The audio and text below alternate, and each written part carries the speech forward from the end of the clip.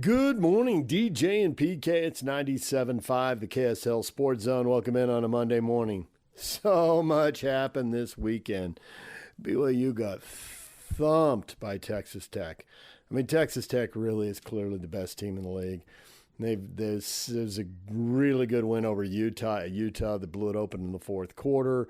They stifled BYU's offense all day long. Obviously, that game was at home. They're not playing Cincinnati, but given what Utah did to Cincinnati, it just looks like Texas Tech by a mile in this league, just by a mile. We'll hear from Kalani Sitake coming up. Big blowout for Utah State. We'll hear from Bronco Mendenhall after they thrashed Nevada. That was 41-0. And why doesn't Bronco smile when he catches the ball on the sideline? What's going on? That was actually a good grab. Had the big, heavy winter gloves on, and no problem. We'll hear from Bronco coming up. Also, college basketball with Utah winning in overtime and BYU blowing out Holy Cross. We'll hear from the coaches. But let's start with the hockey. Yeah, we're going to ignore the Jazz. Getting beat by 40 Friday night. I mean, freaking show up. Freaking show up, would you? Good grief. That was awful from the opening tip, but we're going to skip over it for now. Just had to get that out. Just 20 seconds. Kind of cathartic. Just cathartic. It's terrible. The Mammoth lost again, too. Great start. They're fading. This has been a difficult road trip. They get beat 4-2 in Ottawa. Let's get to the best of the post-game show. DJ and PK, the Utah Mammoth wrapped up their 4-game road trip and 8 of 9 games away from Delta Center with a 4-2 loss in Ottawa on Sunday evening. They'll be back home Wednesday to take on the Buffalo Sabres, Friday to take on the Islanders, and start a stretch of 6 of 8 games here at Delta Center starting on Wednesday and Friday, 7 p.m. face-offs. They've played the most road games in the NHL at 11 and the fewest home games as they return home at 9 and 7. Sunday in Ottawa, they fell behind 1-0, but there was a quick response. Drew a power play 1 minute and 32 seconds after that goal against and scored 2 seconds after that power play expired. It was Clayton Keller, the captain, with 1 goal in his last 7 games, getting rolling in the opening frame from the Canadian Tire Center. Clayton Keller flies in, shoots on a sharp angle, and scores! Clayton Keller says, "I'll do it myself." And he ties the game at 1. Utah in that first period outshot the Senators by a 14-5 count, and they felt pretty good going to the second period, but it was Ottawa scoring a pair. They made it 3-1, but again, Utah quick on the response. Nick Schmaltz getting one 3 minutes and 4 seconds after Ottawa took the 2-goal lead to cut it to 1 late in the second, and Utah was in striking distance headed to the third. Right now is Nick Schmaltz gliding in. Schmaltz to the front, scores! A highlight reel goal for Nick Schmaltz, and it's his 9th of the year. Nick Schmaltz's team leading 9th goal for Utah. He had just 1 goal in his last 6 games. So the leaders were the leaders in this one for the Mammoth at the end of 4 games and 6 nights, and their second 4-game road trip in 2 weeks. You could tell there was fatigue in the third period. They were playing hard, but there were mistakes in the game that led to goals that could be attributed to just being road weary, and that's what we saw from the Mammoth here, a team that had a 7-game winning streak 2 weeks ago at this time. But they'll be back home, they'll reset, and they'll move forward. Home games finally going to start to add up here. Let's hear from head coach Andre Turney and get his thoughts from after the game on Sunday night. Generate good offense against a really stingy team. Unfortunately, we could not shut the door. I think we had a little bit too many turnover. That's unfortunate, and we need to find a way to pull through. We're doing a lot of good stuff, but it will be good to get back home and regroup. The guys were frustrated by that McBain call. I'm sure you probably were too. Is there any thoughts, and then just the impact that it had in that third? Yeah, it had a lot of impact, but that adversity, it's adversity, and we need to keep our composure and keep pushing through. And right now there's always something happen. We're in that kind of a sequence where they score from behind the net in Montreal. Here tonight, they find a way to, even if we had a good momentum in the game, to score big goals. So we need to just find a way to be mentally strong and find a way to push the cart across the finish line. Keller and Schmaltz, top two lines. We talked about getting offense and seeing a little bit more success from them. Their individual performances tonight, what did they contribute to this game? Yeah, I like the way they generate as well. They attack the net. They attack the net with speed.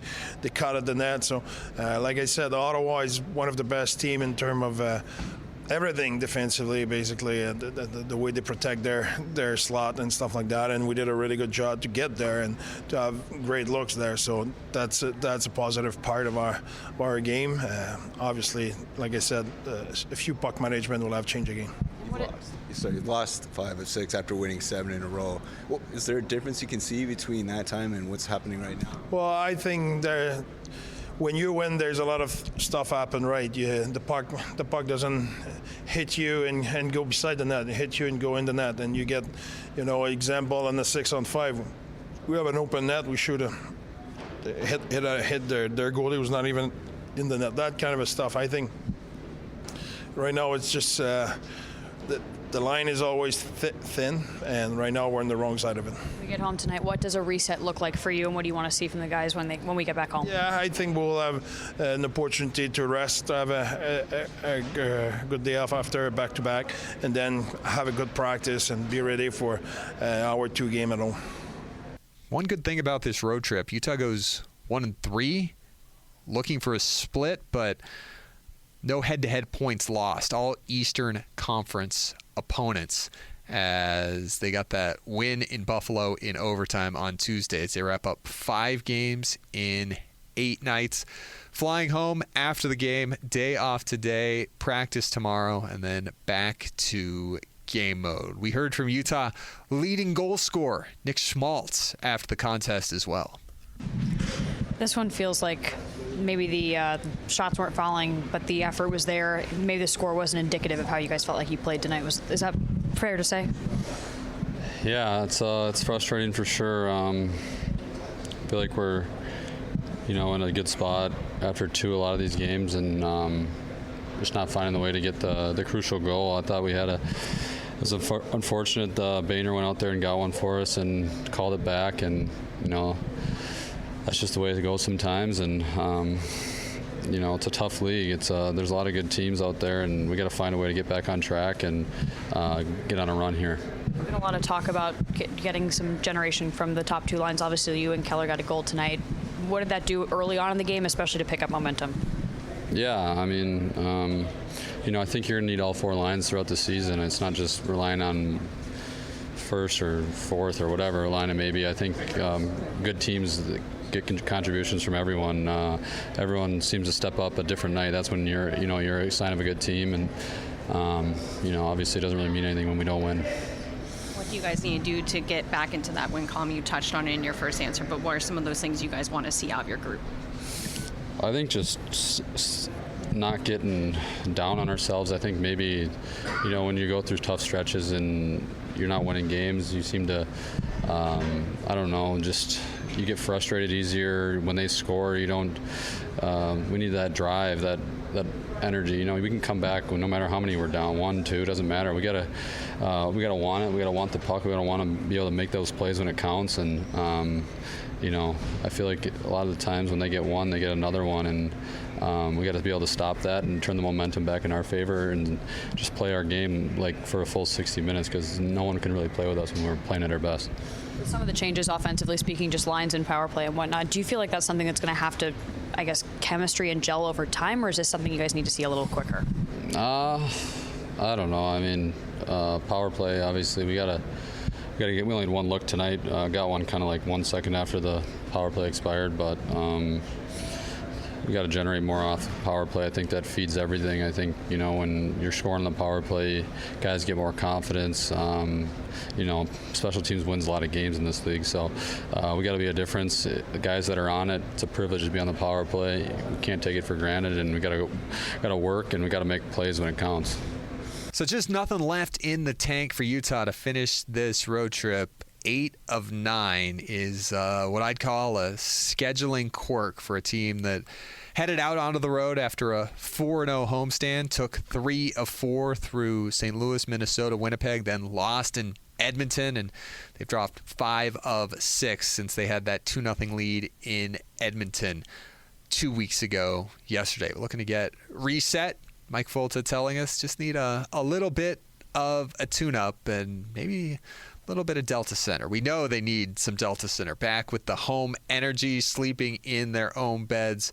They'll be reset and ready to go. We're talking Mammoth all week long on Mammoth Daily, wherever you get your podcasts, Apple, Spotify, and now on the Utah Mammoth Team YouTube page. Mike Folta and myself on today's episode. Mike will have his morning after with Matt McConnell and Dominic Moore from the TV side. Also, we'll give you our Monday Morning Power Play, top 5 stories of the week. So join us on Mammoth Daily when you're done with DJ and PK. Again, wherever you get your podcasts, with you every day, Monday through Friday. Have a good rest of your Monday, and we will be back Thursday to recap the game with Buffalo. There's the best of the postgame show as the Mammoth fall. All right, for some winning, let's go to college basketball. The Utes and the Cougars playing this weekend. We'll get to that next. Stay with us right here on 97.5, the KSL Sports Zone. Good morning. It's DJ and PK. It's 97.5, the KSL Sports Zone. A reminder, Ethan Miller with Teton Wealth will be live in studio with Hans and Scotty today to help you with your retirement plan. Tune in or visit retireteton.com. All right, time to hear from Utah basketball coach Alex Jensen. He's willing to schedule in-state games. It got scary. They had to hit a big shot late to get to overtime, and then Utah beats Weber State in overtime. But that was a difficult, high-scoring game. Here is Alex Jensen afterwards. First of all, give Weber State credit. Eric, they were well prepared and did a good job. I think we did a good job responding in the second half, and we found a way to win. Kind of disappointed because we were, they out-rebounded like we were in the first half, and that was a point of emphasis that we made, after the San Jose State game. We responded, but fortunate to get the win, and you know what? I think we're down 10 with 7 minutes to go, and we didn't stop. And, I'm happy for our guys, Don hitting that shot and seeing the excitement in his teammates. So, but a lot to learn, but again, all credit in the world to Eric and Weber State, and we got a couple days before Holy Cross. So,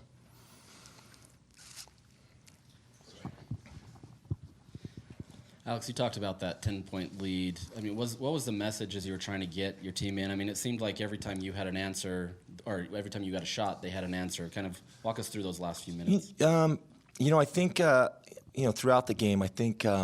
There's all things as coaches and players we can get better, but I think there's just little mental lapses. I think there was 3 or 4 possessions in the second half where we guarded it well, and then we just, kind of messed up a coverage or, something we'd gone over in the scout at the end, and, they ended up with a 3 or something. It's kind of the message that you got to put together a full possession, a full half. Everyone counts. Don't dig ourselves a hole like we have the last 2 games.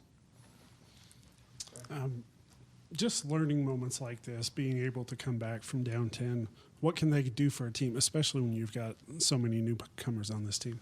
Yeah, that was the question I was asking. I don't know how many of our guys have been in, a situation like this before. I mean, before I'll say that the crowd was great and the muss was great again.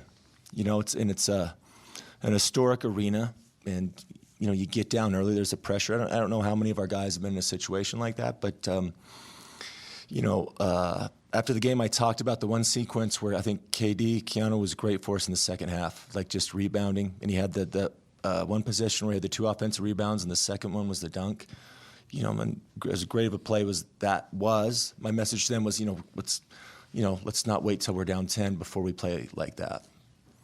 Coach, you talked about earlier in the week how when you were playing, you played all the teams in state.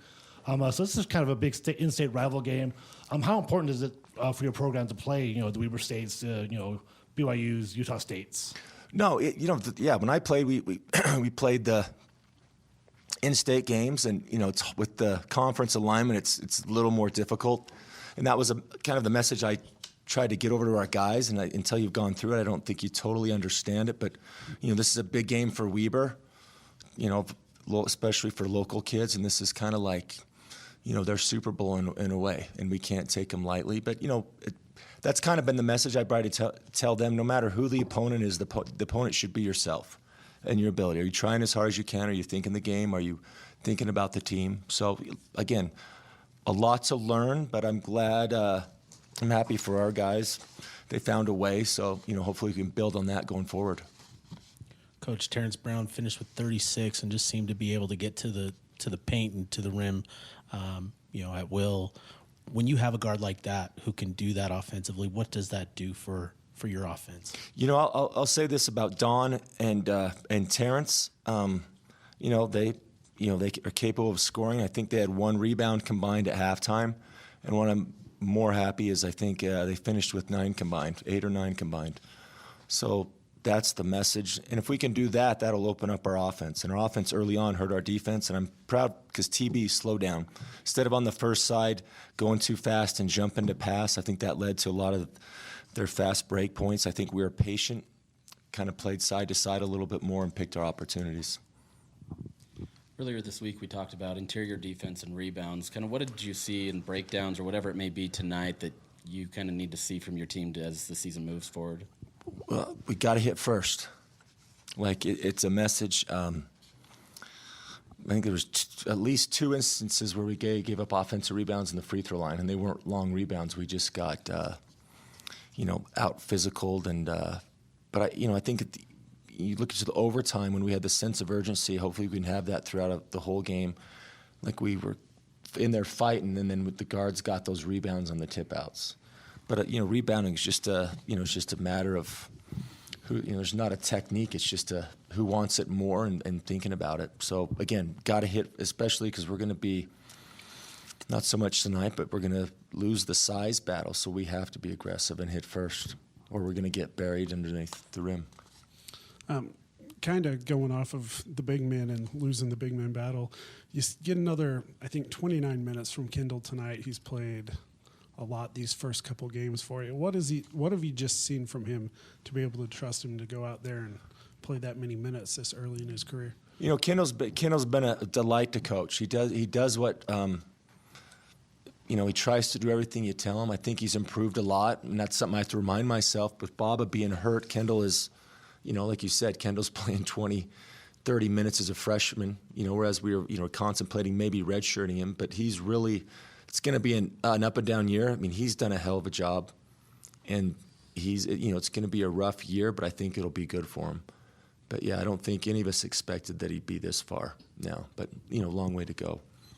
On Monday, you talked about having the sort of mindset to just keep coming and keep coming and keep coming, and tonight there was a lot of that in the second half. How much of tonight's performance helps you kind of build that sort of mentality and mindset moving forward? Yeah, and it's there's a flip side to that too, but keep coming, doing the right thing. Don't try to make it happen on the first side. Don't jump to pass, and we'll learn. And again, whether you win or lose, again, I try to make that point to them. You're competing against yourself, and the great thing for me is they kept coming and they did it the right way, and we were fortunate to get the win. The disappointing thing is we get out rebounded 27-13 in the first half after we talked about it for 5 days, and but it's just a maturity. I don't think it was malicious on our guys' part, but there's a lot to think about. But just get to the basics, and then everything will open up. But again, I think stay together, be positive, and again, I think everybody had a big play there, in our comeback. All right, there's Alex Jensen after the Utes eke out an overtime win at home over Weber State. Now here's Kevin Young after BYU absolutely blows Holy Cross off the floor, as expected at the Marriott Center. Here's the Cougar head coach, Kevin Young. Yeah, it was good, man. Anytime we compete against somebody else at this point of the season, it feels good because it's hard to learn about our group when we're just playing against each other. So I think that's the big takeaway, just trying to learn and see areas that we can improve upon. There was obviously, I think, good things and bad things tonight. I thought our defense was really good, and I thought offensively, we had moments. So with that, I'll open it up. All right, just 1 second. Sorry, I need to start this. I don't want to fire myself for not starting this.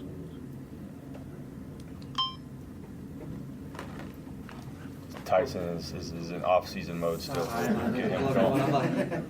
Are the objectives the same going into a game against like a Villanova as opposed to maybe an overmatched team that you're going to face a couple of times in this preseason? I think early in the season, yes, because you're still trying to make it about you. It's more about what you're trying to do. Obviously, when you're going against a team, there's certain things you're trying to take away. But I think on the whole, it's more about us trying to establish the identity of this team, particularly on the defensive end of the floor, which I thought we did a good job in both games of that. What were the goals specifically for tonight's game that you guys accomplished? Yeah, so, Nugent is a really good player. I thought we kind of wiped him out, honestly. I mean, he's a guy that shot 7 threes a game last year at 43%. I mean, that put him in the 90-some-odd percentile in the country. And so we keyed in on him, not even just to try to make his shots contested, just not even let him get threes off, which we did a good job of. He only got 3 of them off. So there was a couple other game plan specific things I thought we did a good job of, but we've been all over these guys about communicating and talking to each other, and I thought there was a lot of carryover with that. Any concern about offensive rebounds by the other team? You had a little bit of an issue with Villanova. I realized tonight it didn't have any effect on the outcome, but they did have some. Yeah, I mean, yes, definitely. I mean, it's something that we're talking to the coaches about quite a bit. I mean, they missed, 19 threes, so a lot of those are coming off like crazy misses, so there's going to be a lot of opportunity. I'm not smart enough to do the offensive rebounding percentage based on how many misses there was, but it's definitely an area we need to clean up and be better with, as we start playing, more athletic and bigger teams, especially if you forecast to the UConn thing. I mean, that's something that they do, that they do well, so we'll have to get that addressed. Richie got off to a hot start. Do you think it was just him trying to make up for lost time after he was so ill on Monday? I mean, I just think that's who we all know. That's who Richie is. I said to him when we were walking out of the locker room, he looked like himself. And so I think he's been trying to find his footing with these new teammates, and obviously the health going into the last game was not great. So, I honestly have not worried one iota about him. He's a great player, and he's going to be great for us this year. And tonight was definitely, I think for me, what I expected him to play like.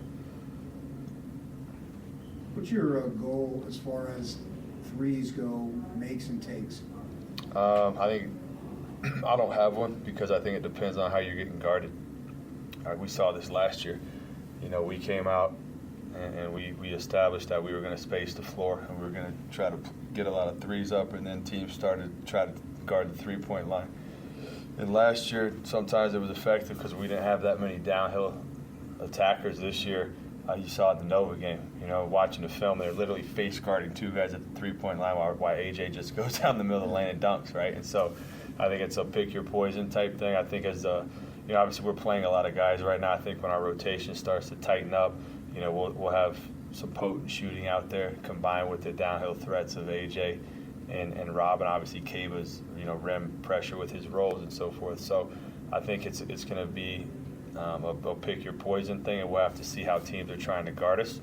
Now that being said, it's in my nature to try to get up a lot of threes, but not at the cost of taking, not taking rim shots if they're there. You guys announced that Nate Pickens out for the season before the game. Just get your reaction to losing him without actually seeing him play. Yeah, unfortunate. He's a guy we brought here for a reason because he fits with this particular group really well because he can shoot and he can guard. And so, it'll be a big miss for us. He was one of our main kind of portal targets of a guy that helps complement stars. So it'll open up the door for some other people. I thought Dominique Diamande came in tonight in that space and thought he opened the game up a little bit. Obviously his athleticism was on full display, and so it'll just kind of open up the door for other guys. But obviously we wish Nate well and look forward to kind of helping him rehab. You guys had over 60 points in the paint, a bunch of dunks. What have you seen from your team being able to get downhill, attack the rim, and just play down the lane? Yeah, I thought even in the Villanova game we got there a lot. Now we didn't finish at the rate we did tonight. Obviously different level of athlete with them, but that was something we did a lot of work on this week was finishing. And I thought we were going in without a plan a lot prior to this game. Thought tonight you saw some really good interior footwork by our guards driving. Obviously AJ's a load when he gets downhill, so athletic. And so I think this notion of like paint finishing and just paint decisions to me is probably it's the thing for me that's gonna move the pendulum the most for us this season. If we can figure out how to be great rim finishers and great paint decision makers, we're gonna be a really, really good offensive team. If not, we'll be okay because we have talent. But it's really, to me, that's the thing we got to get right more than anything. AJ had a few nice moments handling the ball today. So what's your confidence level with him handling and any playing point forward throughout the season? Extremely high. We constructed this team the way we did for a reason. I've had a lot of success in my career with kind of not worrying about who's the quote-unquote point guard and just giving your most dynamic guys the ball in space and letting them do their thing. And I thought his was on full display at times tonight.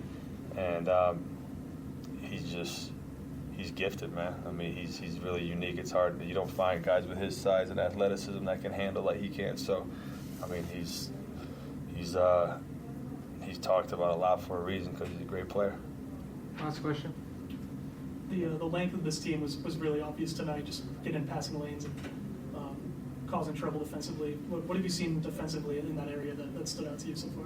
Yeah, I think it can be suffocating. At times, I thought we forced 15 turnovers. We forced quite a few the other night against Villanova as well. So that's obviously something that was not a strength of ours last year. We definitely wanted to recruit to that a little bit more. And so I think we're going to be able to get a lot more stops and be able to run off of our defense and have some exciting plays in transition like we saw tonight. So excited about what we can do with that moving forward. All right, we have one more from Josh. Sorry, that's my fault. Early season one. Come on, Ty. No, I'm joking. How does showcasing AJ Devonta's growth help in recruiting players who want to get to the NBA? Yeah, I mean, I think it's been talked about a lot, led by me. I mean, there's no secret what we're trying to do here as far as get high in talent, help guys get to the NBA. So, Yegor obviously was a poster child of that. And, AJ's the next in line, along with Richie and other guys, too, I think, that are on our team that can play in the NBA. So, we had a couple – I don't even know when to say that. Can I say we had recruits in the building? I'm still learning all the rules. No, you cannot. I cannot. Okay, we didn't. Okay, so forget that. Okay.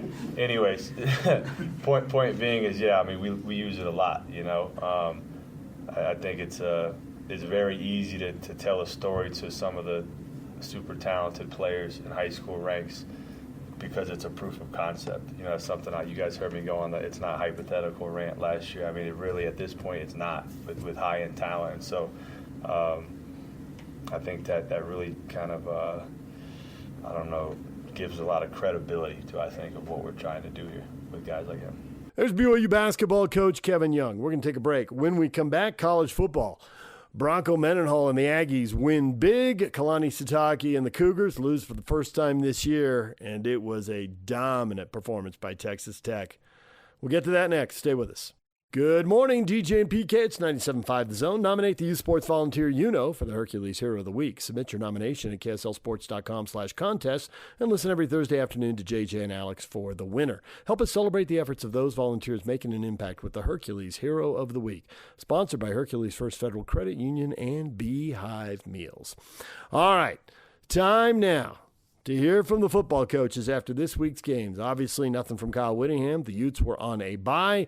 Bronco, Mendenhall, and the Aggies coming off a bye week. They had last place Nevada, 41-0 at halftime. At halftime, they sailed to the win. Here's Bronco, Mendenhall afterwards. You got to feel good about the way your team performed and jumped out to that early lead. Yeah, our team practiced exceptionally well this past week. Our intent was to play from the front versus Nevada if possible, knowing they'd prefer to run the ball if they could. Coach McGivern and Coach Howell both did a really nice job with their plans, offensively and defensively. We played complementary football through the entire first half, which was just really fun to watch. But it was reflective of our best week of practice, which was this past week. A lot of times I share with our team, it's not what we do or just what we do, it's how we do it. And I think I pushed this team a little bit more to the technical and the tactical and the consistency and the execution before continuing just to drive home the how we do it, right, which is with kind of their spirit and their intent And so I doubled down on that and allowed the coaches to hit the technical and tactical. And so the combination of that, I think, moved the team forward in a way that probably many didn't predict based on how Nevada's season has gone with, one-score games right to the very end. Probably most didn't predict what would happen tonight. Yeah, that's what I was going to ask you, Coach. It was a 3-point game at Fresno. It was a 2-point game at New Mexico. It was very close against Boise State just a couple weeks ago into the fourth quarter.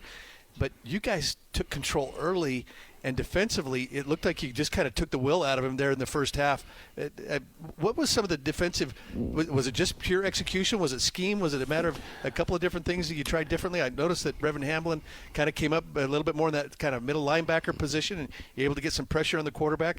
Clearly, there were some things that had been adjusted. There was, and we've had 8 weeks of review to continue to identify and learn and discover what our team does best. And I think Coach Howell did a really nice job of identifying what we could do, how we could do it, with whom, and when. And then my job as a head coach was just again to bring their intent to life with more energy and mindset. And so the combination of all that, I think, contributed to really just probably the best version of our team that we've seen most of the night. When you went to the locker room, Scotty asked me, what do you want to see coming out of the locker room to start the second half? And we said we wanted to see a stop and a score, and then you give some other guys an opportunity to go. And that's exactly what happened. And I thought they came out with great intent to start the second half as well. They really did. And just to your point, a stop, a score, or multiple stops and score, we certainly weren't going to be as aggressive with the lead that we had in terms of through the air and maybe putting Bryson at risk. We wanted to play as many players as possible, as soon as possible. Not only will it be great for depth and their development, but just a reward. Our team's worked really hard. And so it certainly wasn't as clean. However, I would take that trade-off any time with that lead to have that many guys get to play football and to learn and grow. What a treasure just as a coach to be able to see that happen. How hard is that as a player and I guess as a coach as well when you've got a big lead and the game really isn't in doubt, but there's still a ton of time left to be played, and you need guys playing hard or else injuries happen. So how hard is that? It's tough. Because of how much time was remaining and how commanding the lead, right? And so both Coach McGiven and Coach Howell said, Coach, is it okay? We'd like to put some guys in, and my response was, play anyone you want as soon as you want. And sometimes it doesn't look as clean, right? And sometimes it might affect the statistics, or sometimes it might, I don't know, not look as polished. However, right, these are young men that we really care about. We want them to improve. We want them to play. We want them to grow. And so I thought we did it just about right in terms of how long we played our existing guys and how much and how early we played the rest. And that'll end up paying dividends for everyone, not only each young person that was playing, but for their development in the future of the program. I thought if you could hold them to right around their averages defensively, that you would have a great chance to win this game. And for 3 weeks we've been calling for a defensive score. You got that one. We said if you can hold them to under their average or right around their average, 294 yards of total offense, you held them to 242. If you could hold them to their scoring average, 14, you did just that. If you could hold them under 137 yards rushing, you did that. And so I just thought defensively you were in complete control of this game right from the very beginning. I was just really excited. We saw, again, I've alluded to it, it was the best week of practice this team and this defense have had since I've arrived. And just the smiles, the game looked like practice, and that's going to pay dividends because, again, there's 3 conference games remaining, and this is a nice launch point and momentum generator for the next one, right? And they're just one at a time. But there's some valuable lessons in this because of the preparation model. How gratifying was it to see Brevin get that pick 6? It's great because of just how consistent he's been all year.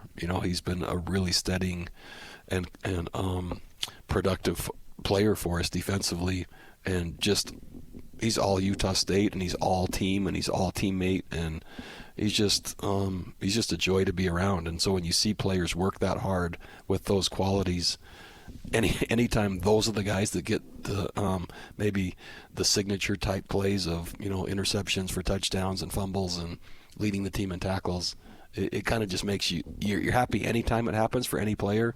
You're kind of a little happier when it's the other qualities are just to the level that they are. By the way, nice reception there on the sideline. Oh, crud. I never saw you catch like that when we played. When the ball was thrown that direction, there was a choice to be made, and I felt like I'd already positioned myself too far in to just let it drop, knowing that there was going to be some kind of commentary after I caught it, which, so, yeah, I'll take it. By the way, you're right. I didn't notice that. We thought that Ike got the fumble recovery. It was actually Brevin that got the fumble recovery it was as well Brevin. Mm-hmm. as the interception. Hey, I thought that early on that first drive offensively, perhaps one of the biggest momentum plays of this game was that 3rd and long on the first series that Brady Boyd goes up in high points, and that led then to the next play, the 53-yard score down the sideline. It did, and we haven't been great. We haven't been a great offensive 3rd down team. We've been explosive. We've been dynamic. We haven't really necessarily been consistent. A lot of those big plays all year have been on 1st or 2nd down. And so there's been an emphasis on 3rd, and man, are those critical when the chains move on a 3rd down completion. There's just a different control of the game you take, right, when you control 3rd down. And so it's been a focus, and to have it manifest that early was really cool. Don't want to nitpick, but you had some issues on kickoffs. Rinker started, pushed a couple out of bounds, and then Robbins came in and did the same. Is it just guys get kind of like golf yips, or what do you feel like is the issue there? I don't know. Rinker's kicking field goals so well, and I'm just going to continue to focus on that. What happened tonight with the kickoffs, I don't know. But, man, the number, I think it was 4. Was it 4 or 5? Yeah, 4. Yeah, and so we'll look, we'll correct, we'll adjust the best way that we can. And right, there's no one that wants to improve more than probably those 2 kids on the kickoff, so it's not like they're not motivated. So we'll see what we can learn from it and move forward. But I haven't experienced that before. But luckily the team compensated, and we were fine anyway. Maybe it's because you had to put that number 78 jersey on Rinker. I don't know what that. Hey, Coach, do you feel like with the good weeks of practice that you've had, that can continue now? Take that now on the road. There's the next step. So early on, all the way back to fall camp, I was sharing with our team that the programs that I've had success helping and moving forward were dominant at home, and then they got to where they were 500 on the road, plus being dominant at home, and that usually gets you, usually around 8 wins, and then you're postseason, and then, you win another one. That's a pretty nice start.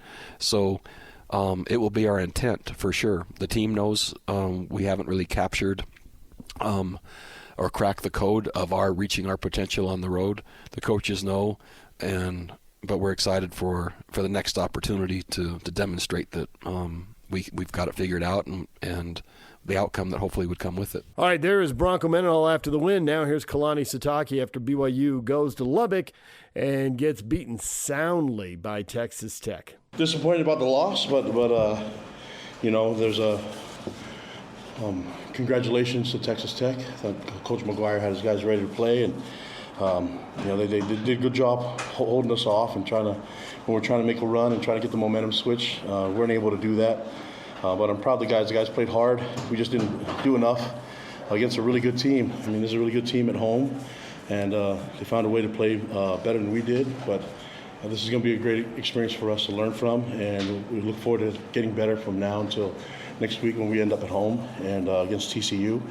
But you have to give them a lot of credit. I thought TCU did a good job and possessed the ball, and made some big plays, especially looking at the big plays that happened on defense. Defensively, we're doing a pretty good job. So the big plays we gave up, a couple passes in the run and a muff punt cost us, I think, 13 points, and so even with that, thought we were going to respond and come back and make it a game in the second half, and we weren't able to do that. because of what Texas Tech was able to do. I mean, they have a really good team, and they're one of the best teams in the country, and this was a good experience for us to go through, and we'll learn from this, and we'll be a better team from it, and make sure that we get better next week and perform better. But it's my job as a head coach to make sure that we're playing at our best.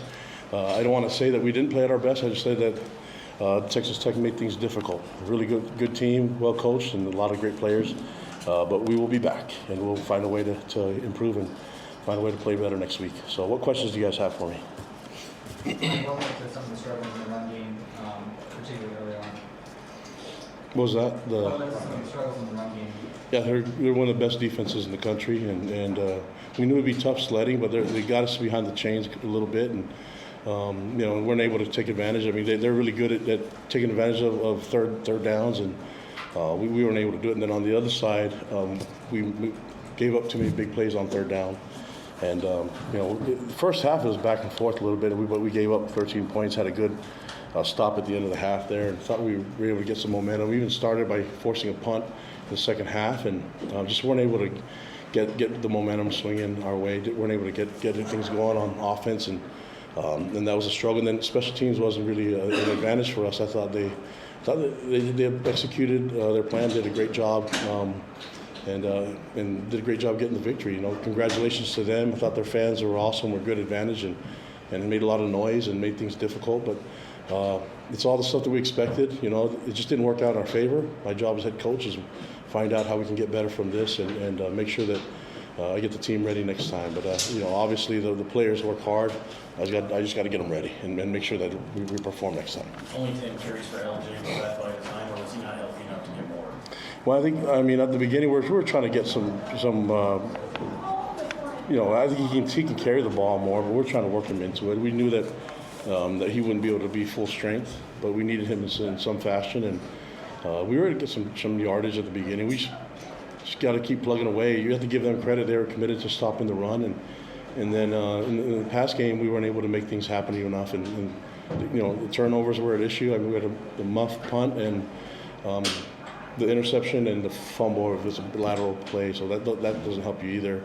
And just really couldn't get things generated, couldn't get any momentum, any positive things going on the offensive side. But we just keep working. You have to give credit to Texas Tech and what they're able to do. I can't sit there and say, we didn't do this, didn't do that. So it's a really good team and tough team. All we have to do is learn from it. It was a tough experience, but it'll be a great learning experience for all of us. How concerned are you with the slow starts and the trend? The slow starts this is Big 12. They're really good teams in the Big 12. I don't know a lot of teams that are out there playing full strength and being fast, starting fast and finish strong for 60 minutes. We might have played one of those teams that did that. So we got to keep working. I mean, it's not like we can we're going against really good teams, guys, and this is a difficult place to play. And it was a really cool experience being in Lubbock and being in front of these fans. And so it's a really good home advantage for them, but we didn't do enough of the little things to put ourselves in position to have a victory here. What did you think of the play calling tonight? Is there anything looking back just immediately after the game that you wish you guys would have done differently offensively? Yeah, I always want to score points, so that's going to be the goal. I mean, there's a lot of things that whether we win or lose, we're always going to try to find ways to learn and get better. And so the approach will stay the same to try to get better. But I only know one way, and that's go to work. So our guys are committed to working hard. We'll get back at it. And congratulations to Texas Tech, but we got to get back to work and find ways to improve. Well, how would you assess how Bear played as a freshman, handling all these circumstances? Yeah, he's going against one of the best defenses in the country. And I think they made things difficult for him. But we can't just blame it on one guy. He's got to see what the other 10 guys are doing on the field, and then. Didn't really give much compliment on special teams and defense to helping him with short fields and things like that. And so there's a lot of things that go into play here, but I appreciate Bear's attitude and his willingness to learn. We've talked about how he wants to get better, and so this is a great moment for him to get better between now and next week. And we're still in a position where because we worked hard and had some success early in the year that we can. I mean, that's not our best ball. I don't think it's our best ball, and we can play better than that. So I need to make sure I get these guys ready for next time. What were the issues with special teams today? A lot of miscues in the first half in particular. Yeah, I mean the muff punt was a big issue, But and then we had a missed field goal, stuff like that. That's uncharacteristic of us. I think we had a punt that was it the first punt that just went off the side of our leg. So talking about the field position, we didn't help ourselves at all. So we didn't help Bear. We didn't help the offense. The three phases didn't complement each other. And when I say all that, those are the mistakes, like kicking it off the side of your foot and missing field goals, things like that. That's stuff we can control. The other stuff, Texas Tech did a great job at controlling the game. And that's something that we need to get better at doing ourselves. So I thought they played physical. We liked the physical matchup. It just things didn't work out our way, and the momentum, we couldn't get it going. What went into the decision to run at the end of the third quarter rather than possibly going for it down 3 scores? Yeah, it was like fourth, and I mean, we knew that we'd have to rely on the onside kick eventually, and try to do things, but we just felt like that was – we try to get the momentum too and try to find ways to pin them deep. So that's the main reason why. Was this the first moment where you felt like Bear was a true freshman today, or he's a little bit too big for him to stage? No, I felt like that since the beginning, So he's always been a true freshman, but he'll be fine. We'll support him. We've got to give him more support to complement his skills in all 3 phases. So this is not a one phase and one player is the blame here. This is anything. It's me. I'm the head coach. So we'll find ways to get better, and I'll find ways to get this team in all 3 phases to complement each other and play better next time. What's Parker's status? Saw he got banged up a bit. Yeah, he's gonna be fine. They hit hard. I mean, they hit him right in the knee side. It was a low shot. It was clean, but it was physical. So he'll be fine. But yeah, that was unfortunate. But the game's a physical game. It happens. How confident are you this team this year is built to bounce back from the loss of last year, turned into 2? Yeah, last year lost 2 in a row. Yeah, what makes me feel confident is that we're going back home. So that would be good, going back home for a matchup against a really good TCU team. And so I feel confident that we'll be able to get that done. That's my job as head coach, get these guys ready and get them playing at a higher level than what we did today. And but again, Texas Tech did a great job at executing and the fundamentals, all of it. So we've got a lot of work to do and a lot of room to improve. Last couple of questions. You said that it was kind of what you expected from Texas Tech. Coming out of the bye week then, what was the question of the readiness of the team? Like, what was the effort there from your team? Oh, the effort's always there. I mean, we were getting sacks and getting knocked back. I mean, the line of scrimmage was getting knocked back. It was big plays. I mean, there's one big run, 2 big passes, that caused us a muff punt. Those are big plays at the beginning. That's a slow start. So eliminate the big plays and take care of ourselves. I thought the guys played physical. Then they made some big runs on here and there, but the effort's there. I just got to do a better job, get them ready. There's BYU football coach Kalani Sitake. We'll take a break. When we come back, what is trending? All the headlines are coming up next, right here on 97.5, the KSL Sports Zone. It's time to get your morning started with the news you need to know. News update. News update. This is what's trending with DJ and PK. Hashtag NFL. Williams rolling to his left, running now. 15, 10, 5, end zone! Tiptoes in! Touchdown in the blue paint! Caleb Williams, 17 yards, took care of business himself. Davis looking, Davis stepping to his left, Davis on the run, 10, Davis 5, Davis to the corner, Davis! Touchdown, Houston! The Texans take the lead on the Mills scramble. Under center, Daniel Jones, straight give to Jonathan Taylor. He's well over 100 yards. He adds to his total there, and he gets out. He's going sideline. He's got a chance. Look at Pierce. He's at the 20, 10, 5, touchdown! There's the record breaker for Jonathan Taylor. May under center, second down. And 9+ from the 31. High formation, toss left. Henderson has it. Travion gets outside. Goodbye to the 50, to the 40, to the 30, to the 20, to the 10, to the house. Touchdown, Patriots. Matthew away from center. Play fakes. Rolls to his right. Stafford into daylight. Hits the sideline. Flips to the back. It's caught for a touchdown. Davis Allen open late. And that's career touchdown pass number 400 for Matthew Stafford. Vidal in the backfield. The rush 4. Herbert throws. Caught. Touchdown. Chargers. Lad McConkey, 16 yards on what, DJ? You called it, the in-cut. Highlights from around the NFL. The big upset to the Dolphins, they beat the Bills 30-13. Good grief. Took them apart. Shut them out until the fourth quarter. Had to start the game with a timeout. That looked pretty disorganized, but pulled it together and won big there. Couple of squeakers there, PK. The Falcons back in the win column. They are 8-2, tied for the best record in the NFL. Needed OT to beat Atlanta, but they got her done. Way to go. Way to go. You heard Matthew Stafford in there. He is on fire. 42-26, the Rams take down the Niners, and Stafford just keeps lighting people up. 3-4 touchdowns. It seems like pretty much every game for that guy. Making a case to be MVP at the age of 37. That was 4 touchdowns or more for the third game in a row. I don't think he's thrown a pick since September. Way to go. He appreciates your support, I'm sure. The Bears. Man, the new coaching staff has come in. They are beating the bad teams. They're beating mediocre teams. They are 6-3. That was another day, another W. They can't beat the best in the league, but hey, first year for the staff. Give them time. The arrow pointed up in Chicago, seemingly. You know what I say?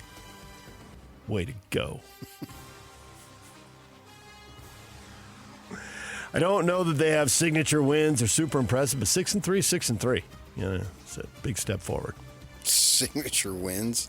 Yeah, that announces you're here. Like New England has one. They went into Buffalo and won. I mean, they're 8-2. They're not just beating bad teams. It's a signature win. Okay. I think they all count the same. They do. They do. The Ravens, are they going to be the first team to start 1-5 and come back to win a division? Because they are now 4-5, 3 straight wins. Lamar Jackson's healthy. They're rolling, and the Steelers are sputtering, playing 500-ish ball. They got hammered by the Chargers. The Charger defense had the Steelers locked up. 25-10 Chargers win, and the Ravens with another W taking down the Vikings. They went on the road. Okay. 27-19. Way to go. Almost ran out of air. Way to go. Way to go. Ready for a little Monday Night Football? No. Good matchup tonight. Eagles and Packers in Green Bay tonight. Signature win at stake. DJ and PK. Hashtag BYU. We knew it'd be tough sledding, but they got us behind the chains a little bit, and they're really good at taking advantage of third downs, and we weren't able to do it. And then on the other side, we gave up too many big plays on third down. First half, it was back and forth a little bit, but we gave up 13 points, had a good stop at the end of the half there, and thought we were able to get some momentum. We even started by forcing a punt in the second half, and just weren't able to get the momentum swinging our way. Texas Tech, 9-1. Another big win for Texas Tech. They dominate BYU, 29-7. As Kalani said in his postgame, Texas Tech won all 3 phases. That was no doubter, PK. Domination. Yeah, it really was. I mean, BYU now, to their discredit, I would say, they didn't play nearly as good as they are. I don't know that it makes a difference. I'm not saying that. If they would have played... If they would have played their best, it could have been a closer game, but it's hard to imagine your way out of a 22-point loss. They could have won, maybe. Everything had to go right, and Texas Tech had to turn the ball over, which they didn't. And their defense, man, they look at the stats and all that stuff, and they're right there with anybody. And, they got their experience. A bunch of new guys. I think more than half of the guys they brought in are on a 1-year deal, and I use the word deal on purpose. I mean, David Bailey getting $3 million. And there was a quote in an ESPN story by our guy, Cody Campbell, who basically said what the BYU booster said, spend whatever you need, Joey, in reference to Joey Maguire. And that's what they've done. But they're just like BYU hoop. They're not outside the new rules. So what are you going to do about that? You still... have to go out and play, and they did. And they did what they needed to do. I thought BYU was a little too conservative on offense. Why not? Why not take shots? You were going to get beat anyway. I mean, they had a 4th and 2, and they punted. And what the hell for? I mean, then he just proceeded to give up a long touchdown drive. Just throw caution to the wind. That was the only way you were going to beat them. It's easy for me, but I'm paid to second guess, not first guess. And so that was disappointing. And Chase Roberts afterwards saying, we'll get them and we'll beat them in Dallas. I mean, if they win out, they're in. It's very similar to last year. It's the exact same thing. Only difference last year with their 2 losses, they were both close. I think they were a combined 8 or 9 points, Kansas and the Devils. Here you got smoked a little bit. And you got TCU coming up, who lost on Saturday at home to Iowa State, so they're out of it. You might as well just go, not go crazy and be totally irresponsible, but take chances because you're out of it. And the BYU was out of that game, so take some more chances. But now they get that opportunity to get them back again. I don't know that the difference would be any different, the outcome, I should say, but we'll see. And Cougars got at least 2 tough games, if not 3. All right, we'll have more on this one coming up. Tons of reaction to this on social media. We'll get to that as BYU gets beat soundly at Texas Tech. DJ and PK. Hashtag Utah State. 1st and 10 at the 47-yard line. Barnes not wasting any time. Gives it, throws it. Wide open, caught on the outside. Boyd's going to score. 20, 15, 10, 5, touchdown. Everybody bought the inside handoff, and Boyd was wide open on the far sideline, and the Aggies strike first. Touchdown, Utah State. Fake the handoff, now throwing middle of the field. Tapped up at the line, then intercepted, and this is going to be a score. 15, 10, 5, touchdown, Utah State. How about that? Brevin Hamlin has himself a sack, and now he's got himself a defensive score, the first of the year for the Aggies. Utah State hammering last place Nevada. It was 41-0 at halftime. They win 51-14. That looked like a September money game, PK. Nevada had a defensive back fall down on that first drive, and Utah State never let them off the hook. They made a mistake. Nevada made a mistake. Utah State punished it again and again and again. Yeah, there's a reason why I went down to the Marriott Center to see BYU basketball, and it was Nevada. Figured you're not going to miss anything here. No. I saw enough. Yeah. Bronco Mendenhall coming up at 8:30 this morning. We'll talk with him about the win. DJ and PK. Hashtag college football. EJ and Omar both far side. Becker near side. Mendoza in the backfield. Back to throw. Pressure comes again. Throws it to the end zone. And the catch is made. Is it a touchdown? Touchdown! Unbelievable! Omar Cooper with a grab. And he put his foot down. It's a score for Indiana. Kick is a high wobbler, not that deep. Hernandez will let it hit, takes it off the bounce from the 10, now 15-20, breaks a tackle there, 25-30, steps outside the numbers 40, 45-50, gets a block down the boundary, he goes, he might go the distance, he is going to go! Touchdown! Wake Forest, Carlos Hernandez! Ty, taking a lot of time, but gets the snap off, looks, fires, catch, touchdown Alabama! Ryan Williams making the grab. Hooray for Hollywood. Here's the snap. The game on the line. Drops to throw. Looks to the end zone. Making the catch. DeJesus at the goal line. Touchdown, California. Scores from around college football there. Indiana giving up 17 straight, almost blowing that game against Penn State, but they go down and 2 outstanding catches, one in the red zone and the other at the back of the end zone, and Indiana escapes 27-24. Yeah, Cooper did not get his foot down. He got his toe down. You heard Alabama there. They handled LSU 20-9. Oregon, again, a team that had the lead, gave it away, took it back. Last second field goal, they beat Iowa 18-16. Once Iowa missed the 2-point conversion, did you figure they were doomed?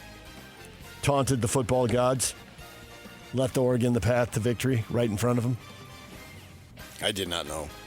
I mean, the miserable conditions that they were playing in. That was bad. Oregon hadn't done much all day offensively. Neither team did, obviously, with a large part due to the weather, I suppose. I wasn't sure. They were playing in that same kind of weather in Wisconsin, and that was a 13 game, just as this game in Iowa was 18-16. It looked miserable. Notre Dame was playing in it, but they ran past Navy pretty easily. And then you heard the ACC upsets. Wake Forest beats number 14 Virginia, and Cal upsets number 15 Louisville. Who will win in that league? The thing about that's what I like to see, Cal.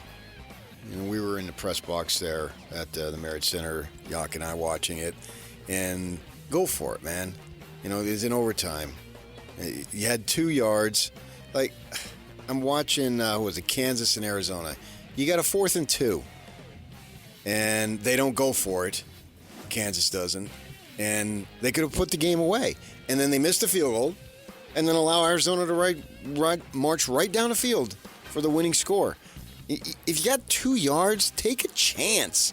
I mean, what are you playing for? You're playing for conservative, and you're just going to go, as you said, what are you playing for, the Sun Bowl? And you're not winning anything that really, really matters. So give it a shot. And Cal did, and won the game. It comes, especially in November, maybe earlier in the season if you think you got false hopes. But at this point, you know where you stand, most of the teams here, and try it. And Cal did. I was glad to see it, and they got it, and they won the game. So go to overtime and then be conservative. You got 2 yards. Try it. Cal improves to 6-4. They are bowl eligible, and they got a bye week to get ready for Stanford in the big game, the battle for the Axe. DJ and PK. Hashtag Utah Jazz. I think it's an honor to play in the NBA. It's an honor to wear an NBA jersey. It's an honor to step on an NBA court, no matter how ugly that court is. I don't think that any of the minutes should be taken for granted. It's one of those things as a coach where it's hard to imagine having to motivate someone to play in an NBA game. There are a lot of players in the United States, there are a lot of players around the world who would do anything to play in an NBA game. We're not using those minutes for anything. They should be treated with the same respect as any NBA minutes are.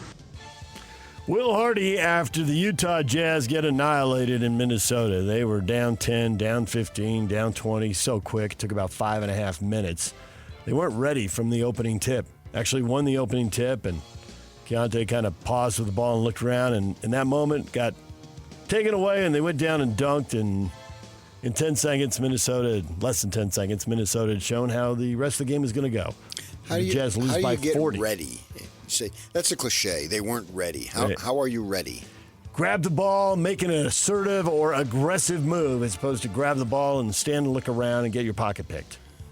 So one play determined they weren't ready? Absolutely not. Okay. They were down 20 points in 5.5 minutes. I would say nobody was ready. Unfortunately for Conte, I brought him up because he made the first mistake, but there were plenty of mistakes to go around. They're not a good team. They are not a good team. That is a fact. So they won't be ready probably 50 times. You don't have to be down 20 in 5 minutes. Jazz are back in action against the Timberwolves tonight at the Delta Center. Tip-off at 7. Jake Scott and Tim Lacombe on the air at 6. DJ and PK. Hashtag NBA. Oklahoma City improved to 10-1 with a 114-100 rout of Memphis. SGA, 35 points. Thunder keep rolling. Detroit's rolling. They're 8-2 after beating the Sixers 111-108. Jalen Durantel had 21 points, 16 rebounds. Warriors won. They're pretty much winning at home, losing on the road. Jimmy Butler had 21 in the victory over the Pacers, 114-83. I think the Pacers, PK, we can lump them in the group with the Jazz, the Wizards, and now I'm forgetting. Oh, Brooklyn. Yes. The teams that are terrible, that are at the bottom in the race for the best lottery odds. The Pacers are 1-9. They're taking this seriously right out of the gate, as are the Nets and Wizards. Jazz actually sitting on 3 wins right now. Oh, yeah, obviously Halliburton's hurt, and Turner left to go to Milwaukee, so, yeah, they don't have their guys that they had last year. Keep your eye on the Pacers there at the bottom of the league. Okay, got it. Lenny Wilkens, NBA legend, Hall of Famer as a player and a Hall of Famer again as a coach, passed away at the age of 88. A champion with the Sonics in 79. He had an awesome career, PK. For a while there, he's the all-time leader in victories among NBA coaches. I don't remember him as a player, although I certainly knew of him, and you can look him up, yeah. And that's no big deal. But in all my time, when I was writing for newspapers for 23 years, covering him as a coach was always a pleasure. he always had time when you went up to him before the game and say, are you available? Yes. Yep. And he'd give you good quotes about the NBA. Yeah. Sold the league. There are people today making money or cashing checks that Lenny Wilkens and other people his generation wrote, to be sure. I went into Cheryl Miller's office when she was coaching the Phoenix Mercury because we'd cover the games for the Watchdog. And, it was a later start because in the summer they're an hour behind. So you got to write a notebook and a game story. So I wanted some stuff. So I go in there in her office and I start asking her questions. I don't talk pregame. I said, why not? Lenny Wilkens does. I know. And I literally used that example. So, I didn't know him personally, but when he came to town, I always looked forward to talking to him because he was always accommodating. He was a professional coach in the manner of a Rick Alderman and a Rick Carlisle and a Flip Saunders, guys who understood your job, and they're just sitting there. They're not home.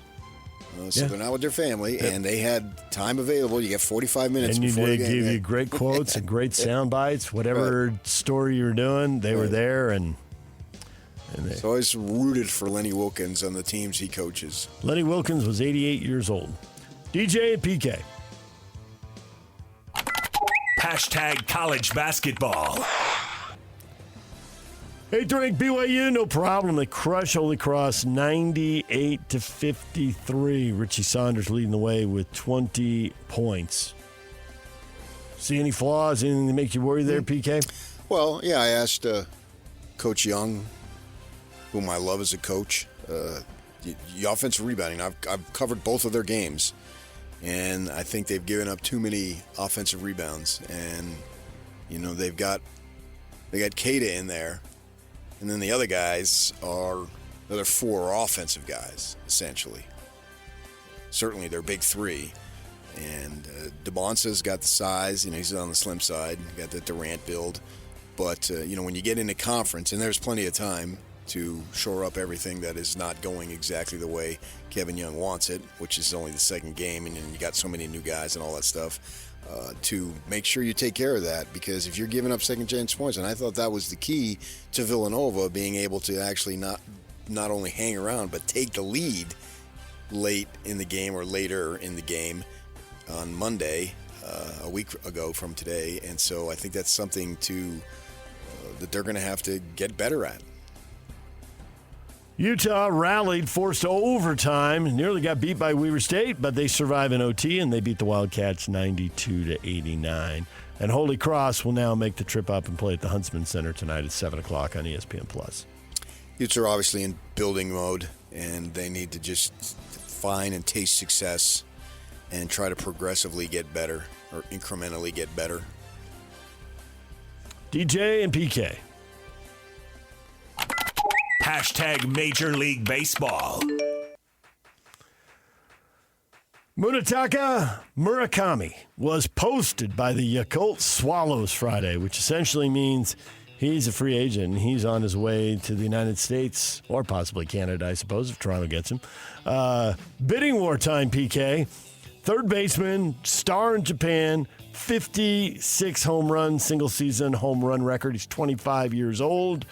Scouts are ranking him as one of the top 10 free agents available this season. Okay, top 10, yeah. Let's not put him in the Ohtani category. I saw a stat that on pitches above 93 miles an hour, he really struggled. And you're going to get that. That'll be a problem because he's going to get a steady diet of that in the major leagues. Yeah. Basically, every guy who sits out the first 5 innings, right? Gas, and gas. Yep. So we'll see how it goes. And even the breaking stuff can be, the fastball's 98, 99, 900, but a 94 mile an hour slider or whatever, he's going to get that. They call that the sweeper these days. The sweeper. DJ and PK. Hashtag golf.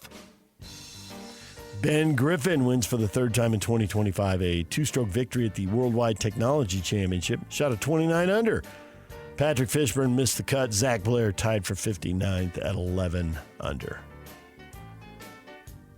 DJ and PK. Hashtag NHL.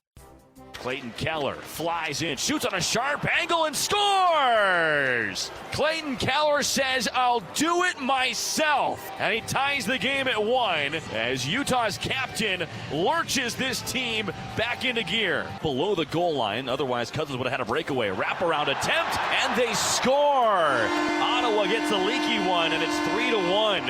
That's Nick Cousins. Right now it's Nick Schmaltz gliding in. Schmaltz to the front, scores! A highlight reel goal for Nick Schmaltz, and it's his 9th of the year. That one was a beauty. Utah Mammoth, bad weekend. 6-2 loss Saturday in Montreal, a 4-2 loss Sunday in Ottawa. They're back home to face Buffalo. Wednesday, the awesome start. Dulled a little bit here, PK. That was not a good road trip. Oh, not at all. I mean, 2 points in 4 games. They're not only losing, they're getting worked. And so they've hit a little adversity at a rough patch. I mean, I think virtually every team is going to hit rough patches during the course of the season, but it's not funny, ha-ha, but it's sort of, I don't know what the word was, odd that they were so awesome and now they're losing, all right? So they've come back to the norm. Were they not as good? Where is that going for this team? But I mean, there's plenty of opportunities on only 16 games to get going, and no better time than immediately, and that would be Wednesday.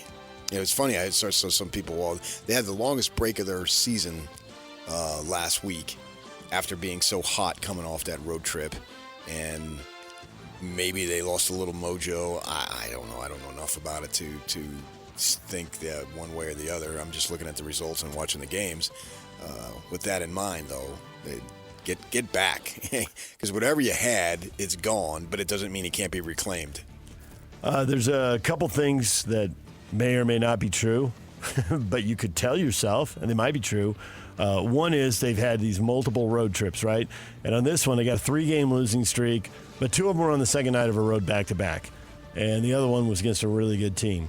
And also, they got a lot of home games out there. So if the crowd is that good and if elevation helps you and the home ice is that big advantage, you've only played 5 at home, you've played 11 on the road. So now, maybe just the hockey isn't good enough. You know, maybe I'm just making stuff up. But there's all stuff you can tell yourself, and they're going to be at home here. And they don't have a back-to-back. They got 2 nights off. So Wednesday, you got last place Buffalo coming in. Time to get 2 points. See, if you say it may be true, that implies that it may not. So you don't have to say may or may not. You can just say may be true. What is trending is brought to you by Shamrock Plumbing. There's no job too big or too small. Get the personal touch with Shamrock Plumbing. Bronco Mendenhall coming up at 8:30. Shehan Jeyarajah coming up at 9 o'clock to talk Big 12 football. Where does he think Texas Tech and, for that matter, BYU and Utah are going to be when the new college football playoff rankings come out tomorrow night? We'll talk to him about that. Coming up next, a lot of people reacting to BYU suffering their first loss of the year. We will get to that next. Stay with us.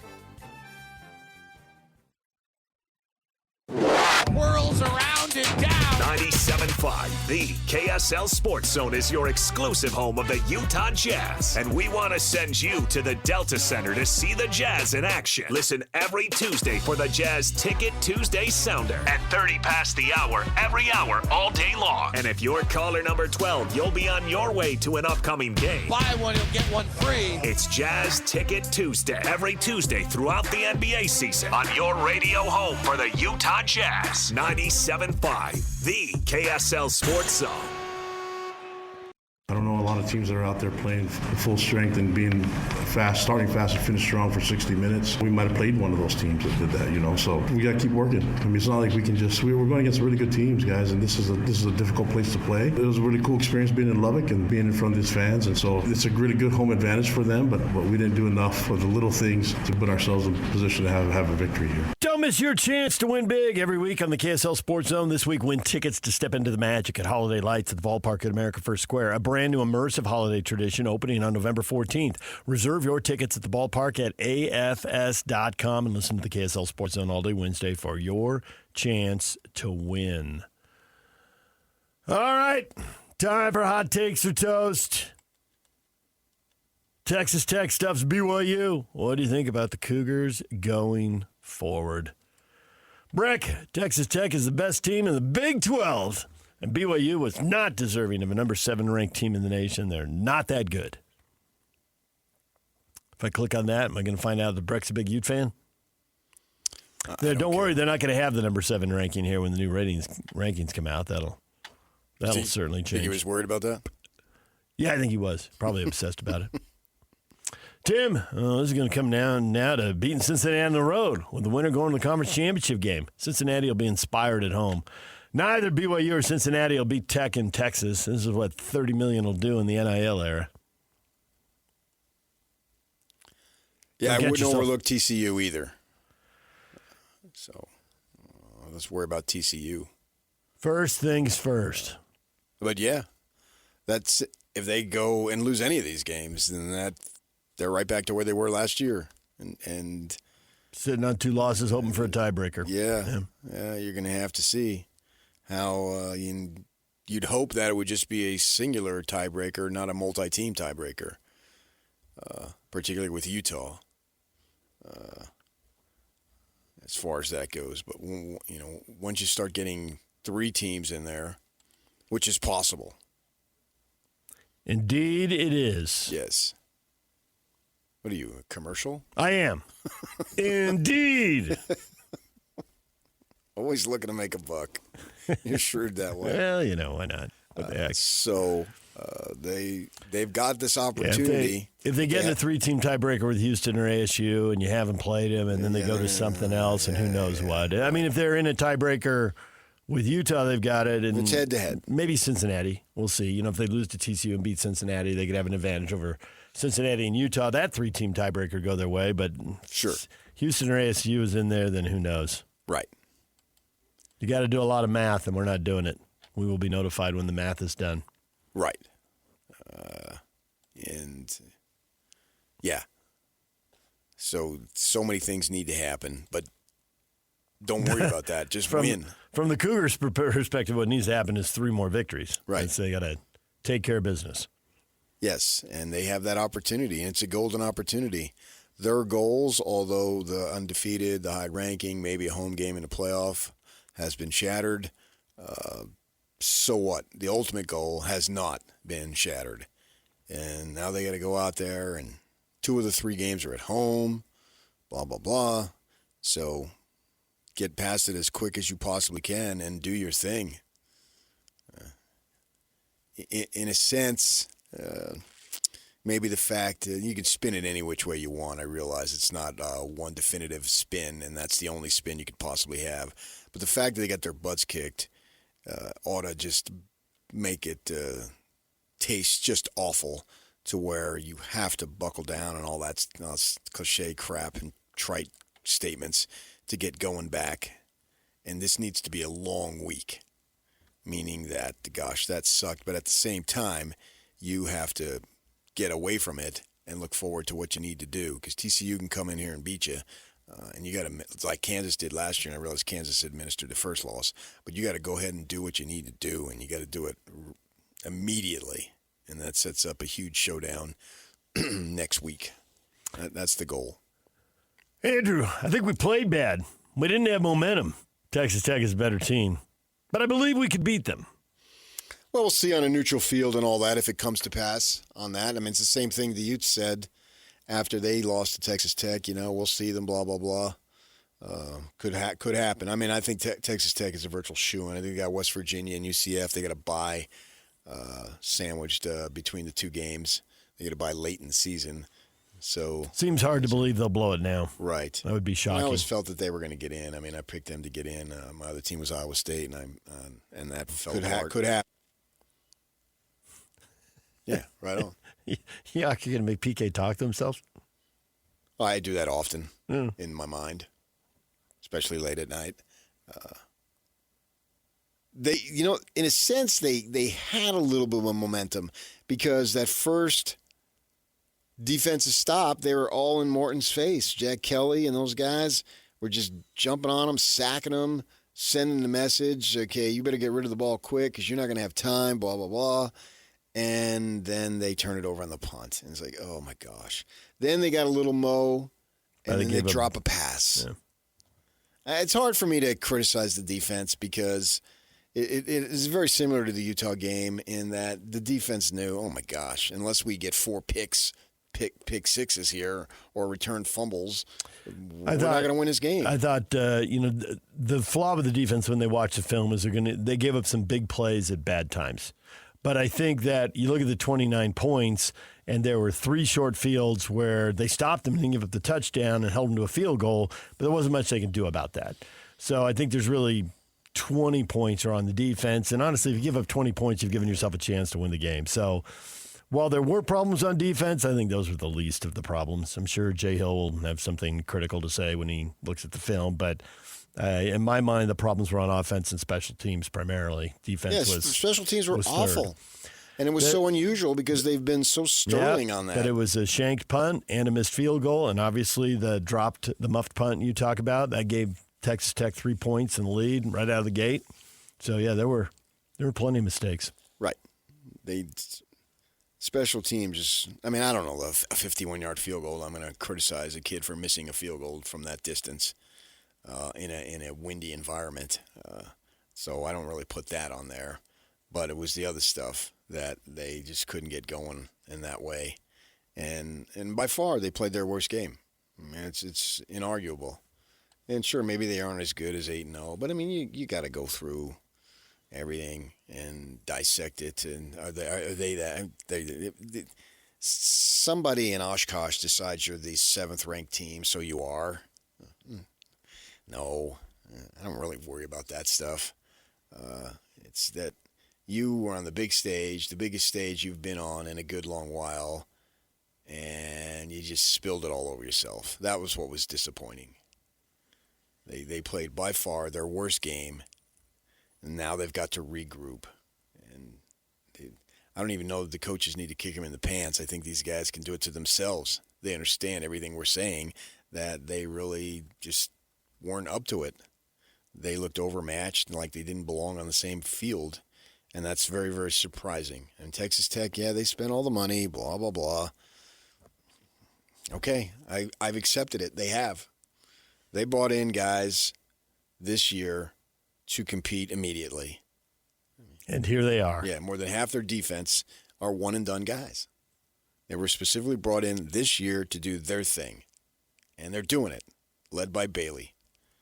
But am I going to blame David Bailey? He won another 3-9 at Stanford. He'd had enough of those, and they're going to give him $3 million. What the heck, man? It's if a you no-brainer, didn't take man. it, what's wrong with you, son? Yeah. You already got your degree from Stanford. That's already in the bank, literally. So every single one of us would do the same thing. So what was the decision exactly? Well, which school to go to? You got your degree. Yeah.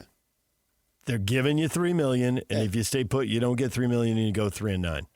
There's no decision. Oh, the decision was which school to go to. Yeah. Texas was in on him. He was talking about UC Los Angeles. If you read the story that they posted at ESPN, I think Thursday or Friday. So yeah, and the funny thing is that Cody Campbell comes on Friday. Was it Friday?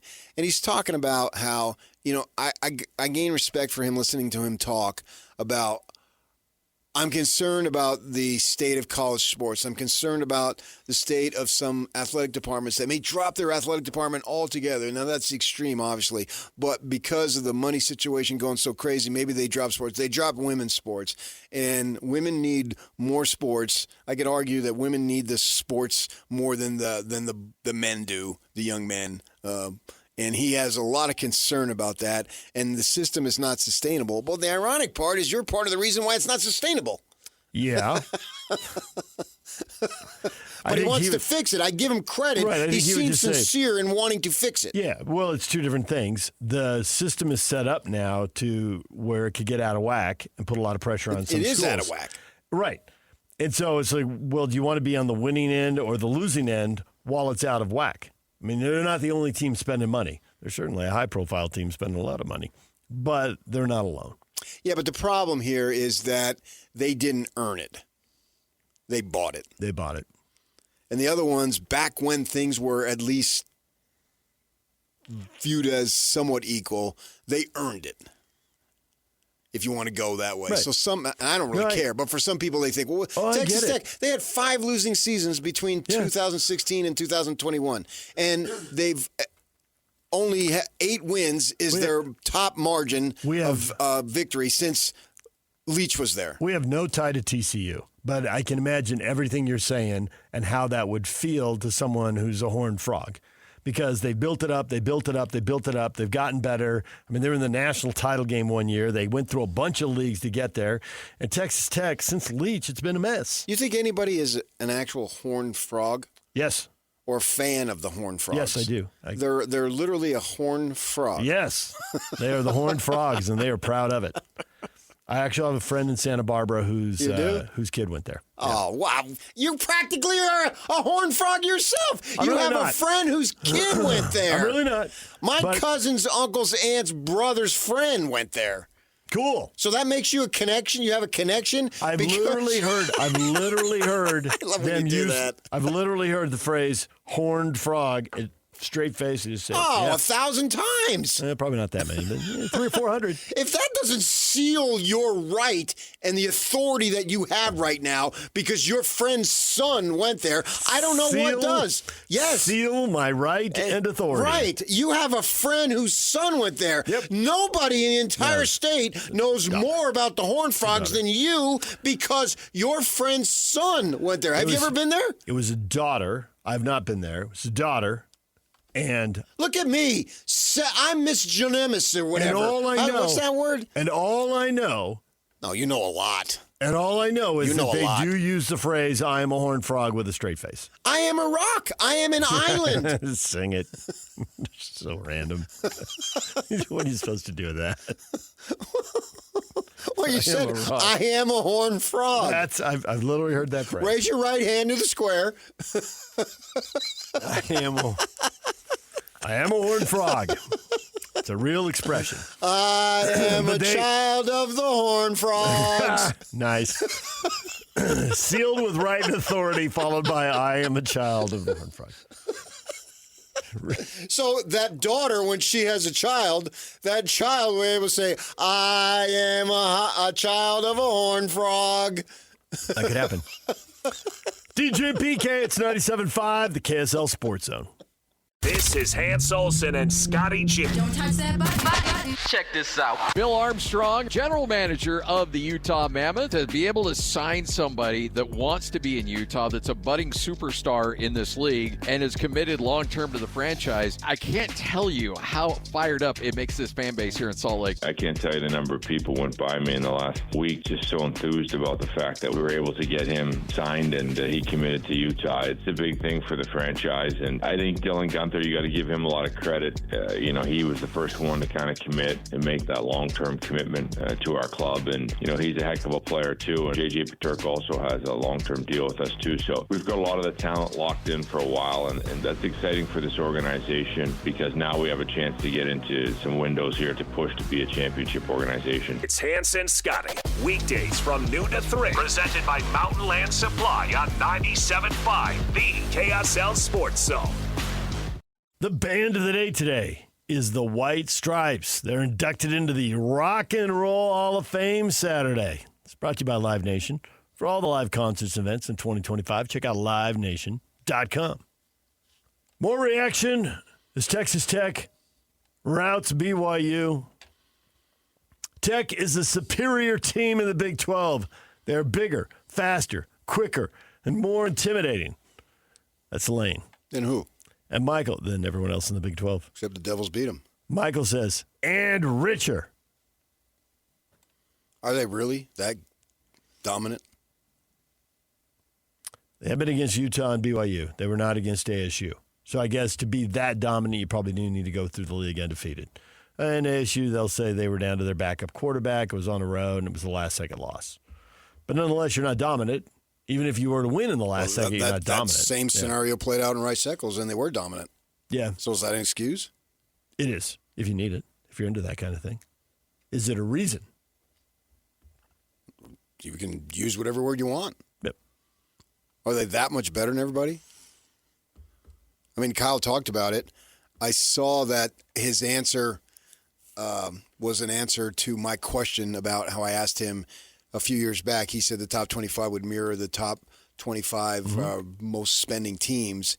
And then he said, well, look who's on top. This was in October. And he said, look who's on top.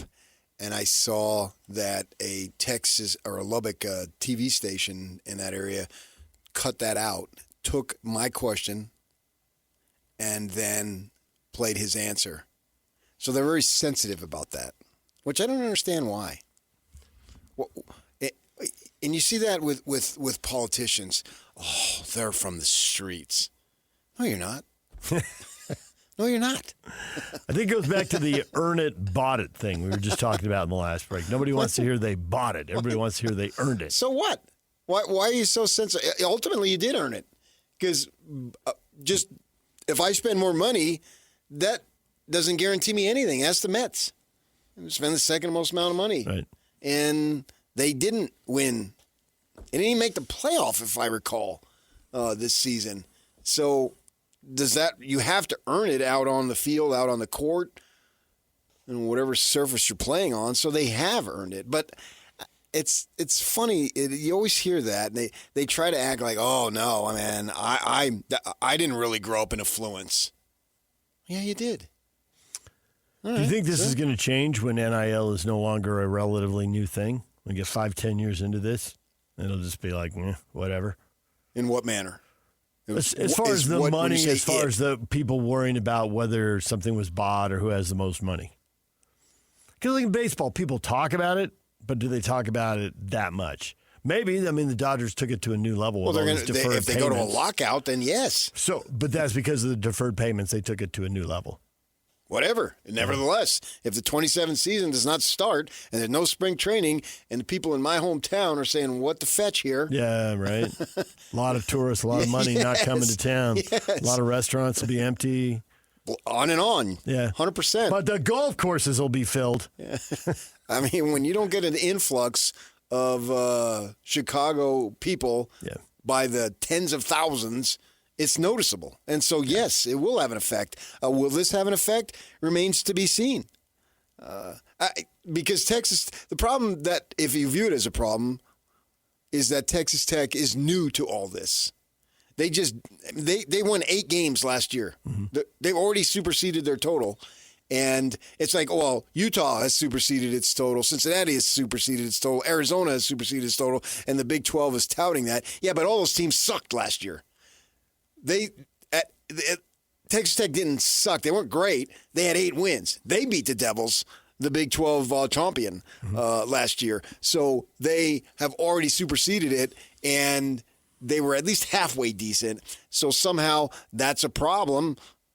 It's the new world, and good on these kids for getting that kind of money. I hope they use it wisely and don't just what it away. Yeah, right. No, like that lineman you interviewed, the Big 12 Media Day. Yeah. Getting in on the commercial real estate. Right. And start building wealth. Right. DJ and PK, it's 97.5, the KSL Sports Zone. DJ and PK brought to you in part by RGS Exteriors. Join JJ and Alex Wednesday from 3 to 6 at RGS Exteriors at 4235 Farm Road in West Jordan. DJ and PK, the topic of the morning, with the Utes on a bye week and with Utah State thrashing last place Nevada, BYU, what happened? How did it go wrong? How could it be fixed? And PK, we have over the years had so many coaches say it starts with we need to be able to run the ball and we need to be able to stop the other team from running the ball. And BYU could not run the ball. Not with LJ. The QB run game with Bear Bachmeier didn't go anywhere. If they win the next 3 games and get the rematch, that's got to be figured out. But can it be figured out? Because that run defense appears to be rock solid. Yeah, they are. Right.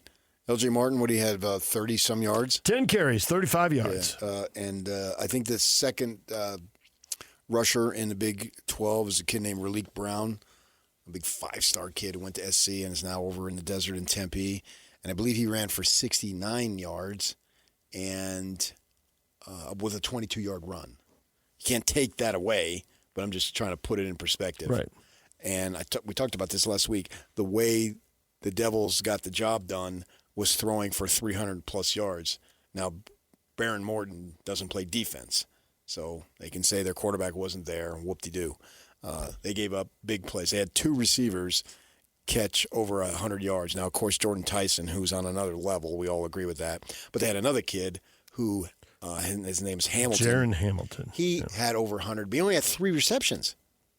AKA big plays. Right. So you're going to have those. Neither the Utes or the Cougars could generate those. Any big plays of that level. You're going to have them. Take shots.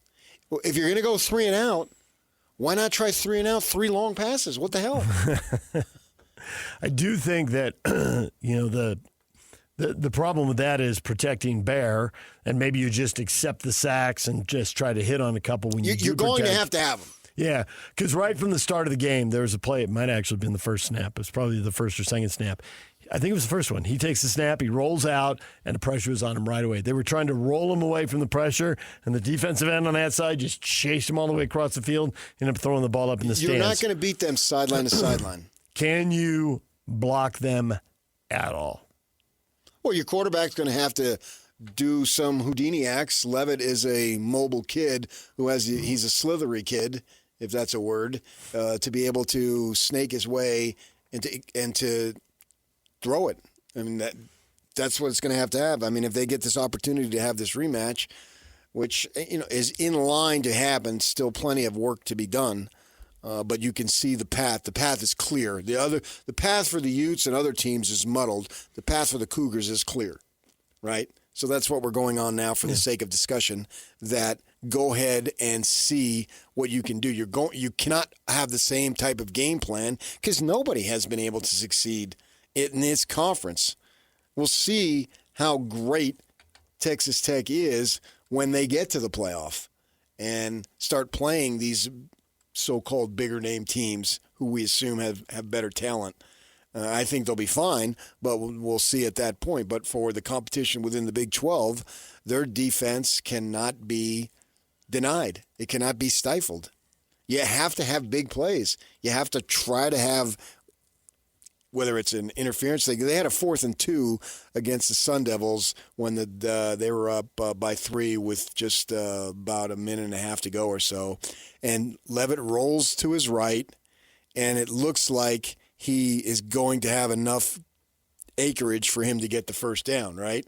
And then continue the drive. Well, the DB comes up a little bit because he's thinking that Levitt's going to run, and then he flicks a little pass to Tyson, who then takes it and runs another 20 yards. And then that puts him in about the 40 or so, maybe the 30.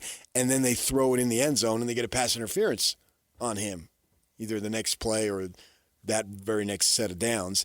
And then they get the ball on a 2. And then Brown, they get it in there and they win the game. I think they showed the world the format to beat these guys. I think that's the only way to do unless you get a bunch of turnovers and your special teams is on top of it. But for whatever reason, and that might have been the most surprising aspect, is BYU special teams. Dropping a punt right out of the gate, shanking a punt right out of the gate. Yeah, they just didn't come through. And they've been so good for 2 years. But in the first quarter, there were 2 big plays. It was also deciding to return a kick when it bounces twice in the end. Yeah, and you get out to like the 10 or the 15. Bad decisions, Yeah. I don't want to call out kids by their names. They're still college kids. But they made some bad decisions and some bad plays. And you can't do that. You don't have to have the level of perfection because I don't know that's ever been achieved. But you can't be doing dumb things that really thwart your opportunities. And right off the bat, after BYU had gained a little momentum by stifling the Texas Tech offense, getting in Morton's face, and he was somewhat limited in terms of his mobility, and then you turn the ball right back over. The pass rush was probably the bright spot in the game. They had 3 first-half sacks, and they felt like big momentum-changing, fire-up-the-team kind of plays. Right. But there was no cashing in on them. But I still think that was the bright spot. Yeah, I thought that Jack Kelly just stood out and said, I'm a man here. I'm not a horned frog. I'm a man. There you go. And so in the darkest hour of the season, he played so well. And it was fun to see him. And, with eyes on him, when I say eyes, I'm talking about NFL people. And that's really cool. So regroup and win, and then see what happens in Dallas in just under a month now. I mean, we're right on top of it. You think it'll be different for JoJo Phillips, assuming JoJo gets to play here the next few games? You've been out a long time. Your first game back, big game, not ideal. The old scrape the rust off cliche. Well, he had a big drop. I'm not going to say that drop cost him the game. 29-7, one, yeah. But it was a first down. Right, and maybe they had some in them. You're looking for sparks, and there was, when the game was still in doubt, there was no spark. And I know they scored the late touchdown, but there was no spark there. And anything and everything counts. And they just couldn't get it going, and then they have that drop pass. After they had gotten a first down, I think Bear on a fourth down or whatever. But I think that's what I'm saying with this team here is you're going to have to take chances. Unless you're worried about losing 55-7. If you're looking for, well, it wasn't that bad, then go ahead and punt and do those types of things. I mean, they had a fourth down and two after they had just gotten the first down on a fourth down, I believe it was, and then they didn't go for it, and they punt, and then Tech just goes right down the field. Yeah. So why not try? You may have to get in that situation. Maybe it's different the second time on a neutral field, and Tech won't be hyped up to that level. Maybe they'll be hyped up even more. I don't know. The game will still be in Texas, so I would assume that there would be a fair amount of Texas Tech fans there if that stuff matters, and see what you can do. But the point I'm making is you're going to have to take chances that are outside the norm of what you do in order to beat these guys. I really don't see any other way. I don't think, and the Utes tried it, and they got pulverized. I don't think you can line up and play, we're tougher than you, and we're gonna impose our will and all that other crap. They look really tough. Yeah. I mean, there are only two teams we were talking earlier about. Have they blown everybody out? Have they dominated? The ASU game was close, and they lost it. And the only other teams, Utah, okay, that was a close game in the fourth quarter. Kansas scored to get within 9. Does that count in the fourth quarter as being close? I mean, they really have blown a bunch of people out. But the toughness thing isn't going to be their problem. I think the final score is what it is. And so what's the difference if they blow you out in the first quarter or they in the fourth? Yeah. I mean, I think you're trying to find bright spots. They're not having single-digit wins. I mean, ASU's the one. And I don't criticize them in that loss whatsoever. It's so hard to go every week. 12-0. That's why we say it all the time. We don't pick 12-0 teams. The fact that the Devils got them, good on them. But that does nothing to diminish my thought of Texas Tech, that they're awesome. It's the reason why I picked them to win the league. You saw it in the spring. You started seeing these kids come in. It's maybe under the radar a little bit unless you're really following it, and we're charged to try to really follow it as much as we can, 800 miles away or wherever, how far it is. But when I see these kids, and they're picking off kids that have individual talent that they need to fill, because they sucked last year defensively, and on the back end they were awful, and so they just revamped everything, and I started looking at it and seeing that, well, you're not getting these kids that have more than 1 year of eligibility. I see what you're doing because the rules are going to change next year with the NIL. Well, now NIL is basically you can just give them money and go get my mail, and that's good enough. That's not supposed to be good enough going forward, but that was good enough for this season. So I saw what the plan was, and they executed the plan. And once they got Bailey in there, it's like, oh my gosh, this is something that's real. And sure enough, it's come to pass the way I thought.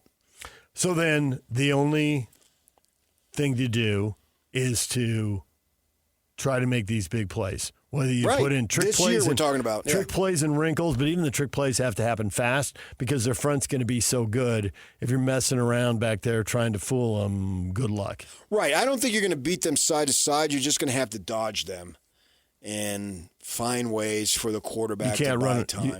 You can't run around them, but with Bear, you try to run through people. I mean, Bear's been running between the tackles, between the hash marks all year, and there was nothing there for him. No. There's just nothing. I don't think that's possible. Their team speed is incredible.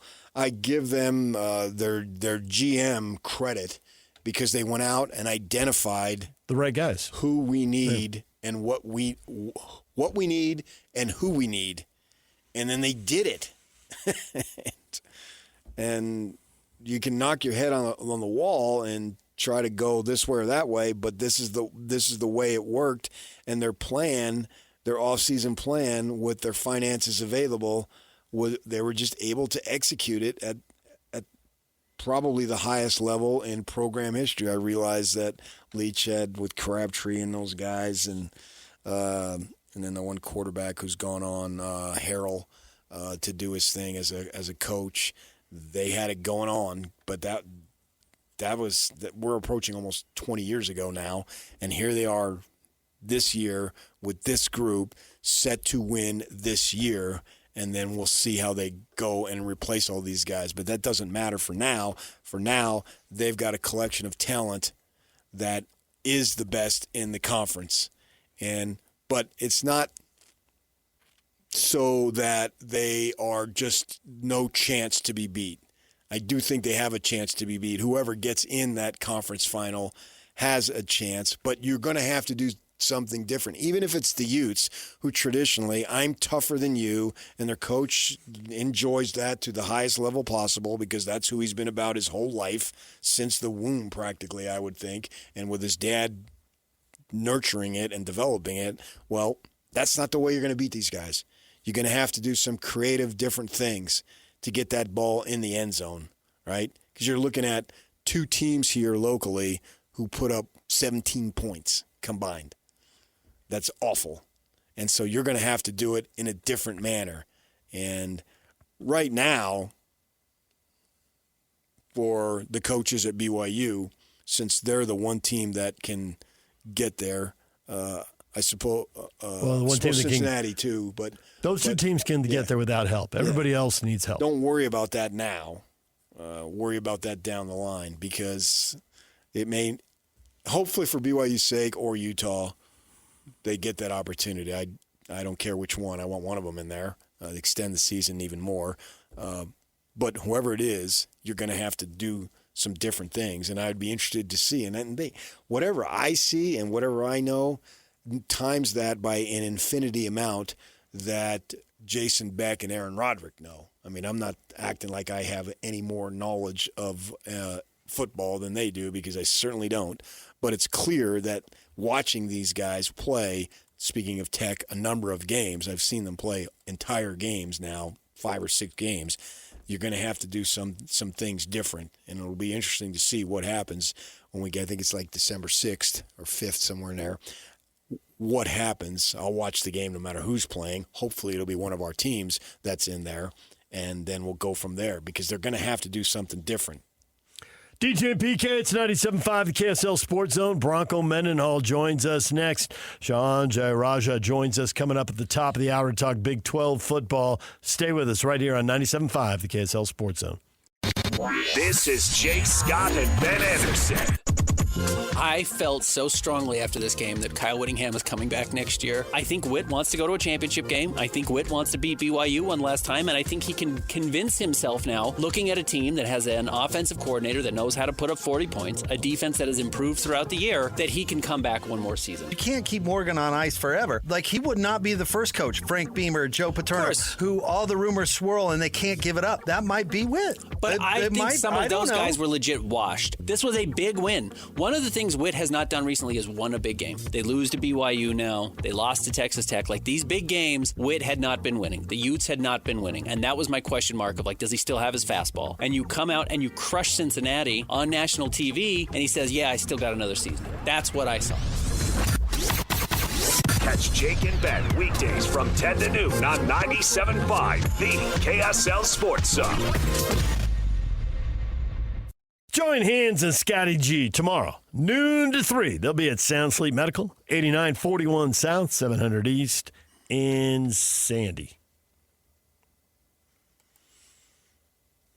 Weekend full of college football, PK, in addition to BYU, Texas Tech. What else did you watch? What else caught your attention? What else caught your eye? Obviously, Utah State just hammered Nevada, and we'll talk to Bronco Mendenhall here momentarily. I was watching the Big 12 games, flicking around. That's my conference now. Those are your guys. They are. So TCU, Iowa State, Kansas, Arizona. Yeah. That's what basically I was locked down on. And then the Indiana, Penn State, I saw that whole drive. Saw that miraculous comeback unfold. Yeah, Mendoza looking really good there. A kid who only had 2 scholarship offers coming out of college, and now could be considered certainly is considered a Heisman contender. So those types of things. Watched that game. Watched Oregon and Iowa in the rain and the slush and all that miserable weather there. So watched those games, and then of course Utah State. I watched the first part of it. Saw they're going to kill these guys. Yeah. Got in the car and drove down and watched BYU basketball. Did you, Arizona, are they coming? Should we be watching out for them in the Big 12? I mean, they're 6-3 right now, which sounds pretty good. I don't know if they'll finish, 9-3 or 6-6. I suppose there's still a big swing here. Got a rivalry game. Well, they better have one more loss. The rivalry game. I know they're going to Cincinnati. I think Cincinnati has Arizona and BYU back-to-back at home, I think. I think they're dangerous. Yeah. Yeah, they're dangerous. Maybe they're a team on the rise in the conference.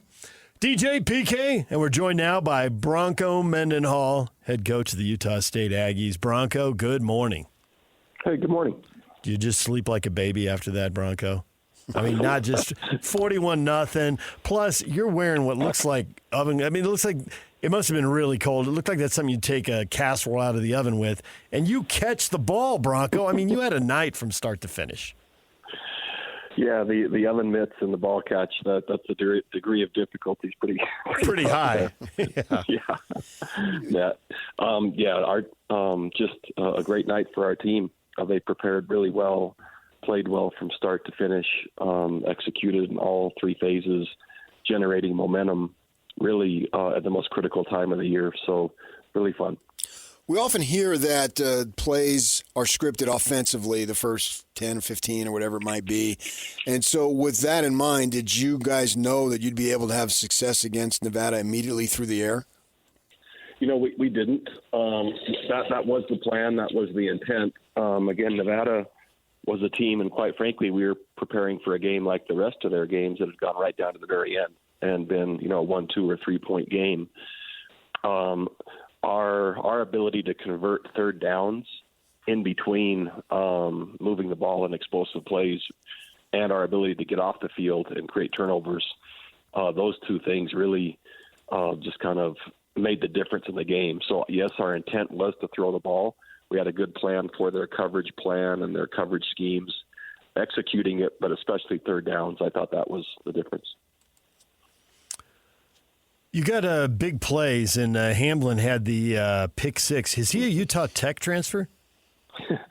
He is, and just been a really consistent player for us from the beginning, tall and long, 6'5", and maybe 200 pounds, maybe 205, but has been very consistent from the beginning of the year. So he led the team in tackles on Saturday night. He had an interception for a touchdown. He also recovered a fumble down on the 1-yard line, had a sack.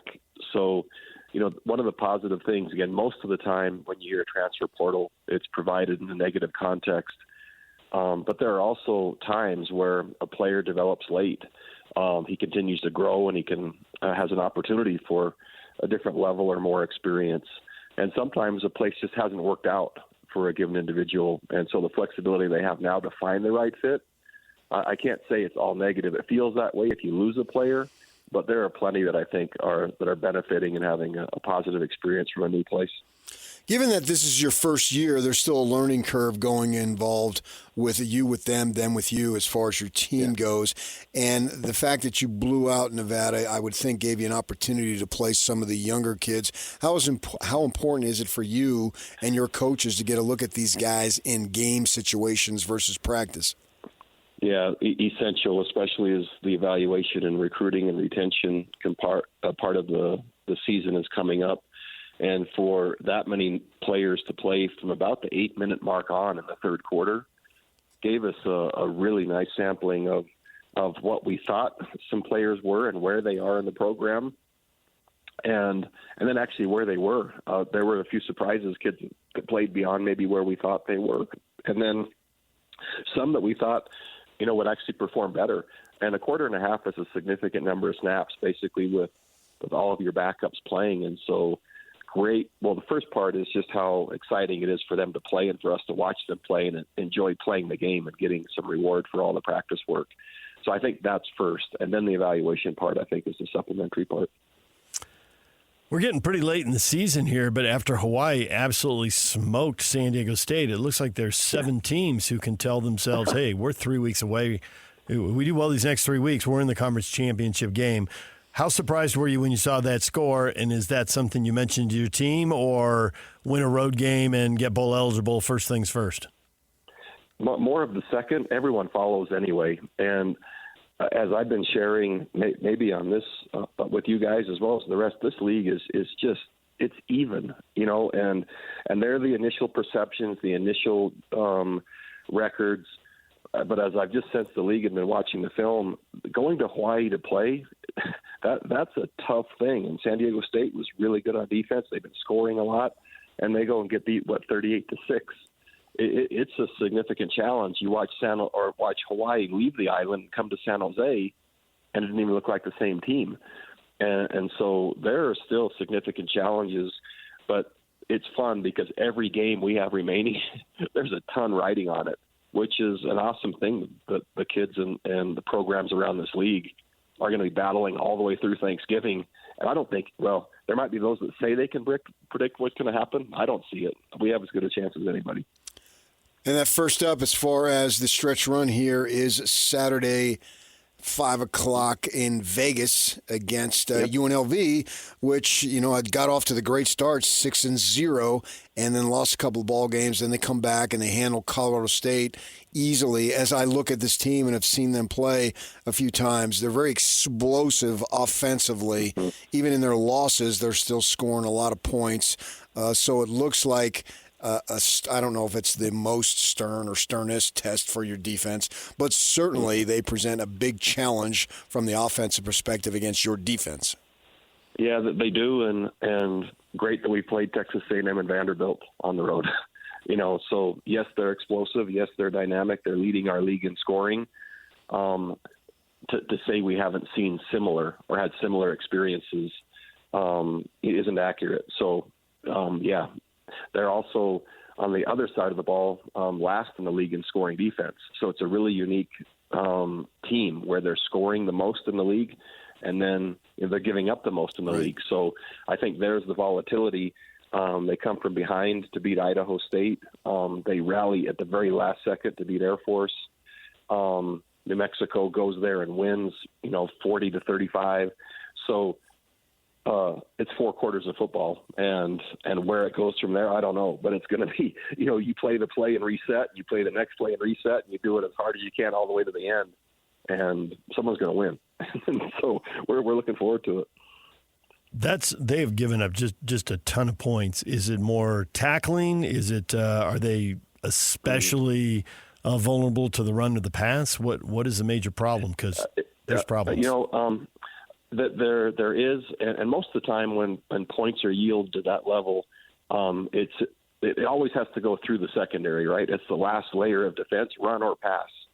And so there's just been some inconsistencies there and some concentration plays and a number of big plays every game that seem to lead to points. So that certainly capable, just have lacked consistency. And the next part, I think that's probably worth framing is when you have an offense that's scoring that many points, the opposite sides are more wide open against you because they know they're going to have to match scores to win. And so they're also probably defending more explosive type of plays at a higher level than maybe some other teams. I think you faced a Dan Mullen team, at least when he was a coordinator, haven't you? Yeah, so my last coaching experience against Dan Mullen was in the Orange Bowl. I was at Virginia and he was at Florida. and we were a score short. We tried an onside kick at the end to try to get it to a final drive. But then certainly when he was at Utah and I was at BYU. Right. But last experiences was in the Orange Bowl. So when a guy like him has a long track record, as you do, when you study his current position, have you been able to develop a pattern of what guys like to do when they have a number of years in this business? Sure. There's a starting point, and there's a base philosophy, and there's trends and tendencies. When there's other coordinators and coaches that now are working for him, you can see offshoots here and there, but there's still a similar, approach and identity. And again, he's had success offensively throughout most of his career. My side has been the opposite. But I would say, there's a signature that permeates the program that he's running. Do you challenge the kids about the 0-4 road record and throw it out there as kind of this is a question of toughness and mental toughness, or is that just getting too in the weeds and it's more about each individual play and lining up the right way, blah, blah, blah? Yeah, much more of that. You have to just acknowledge the brutal fact of we're 0-4 on the road, and then if you just divide 0-4 into like 4 chapters of a book, traveling to Texas A&M, well, they're pretty good. Yeah, right. Traveling to Vanderbilt, they're not bad. Get on the plane and go to Hawaii. Well, it appears they got a pretty good team, and that's a tough place to go. And then I don't even know how to describe returning to New Mexico and what that was like. So there's been unique challenges of the 4.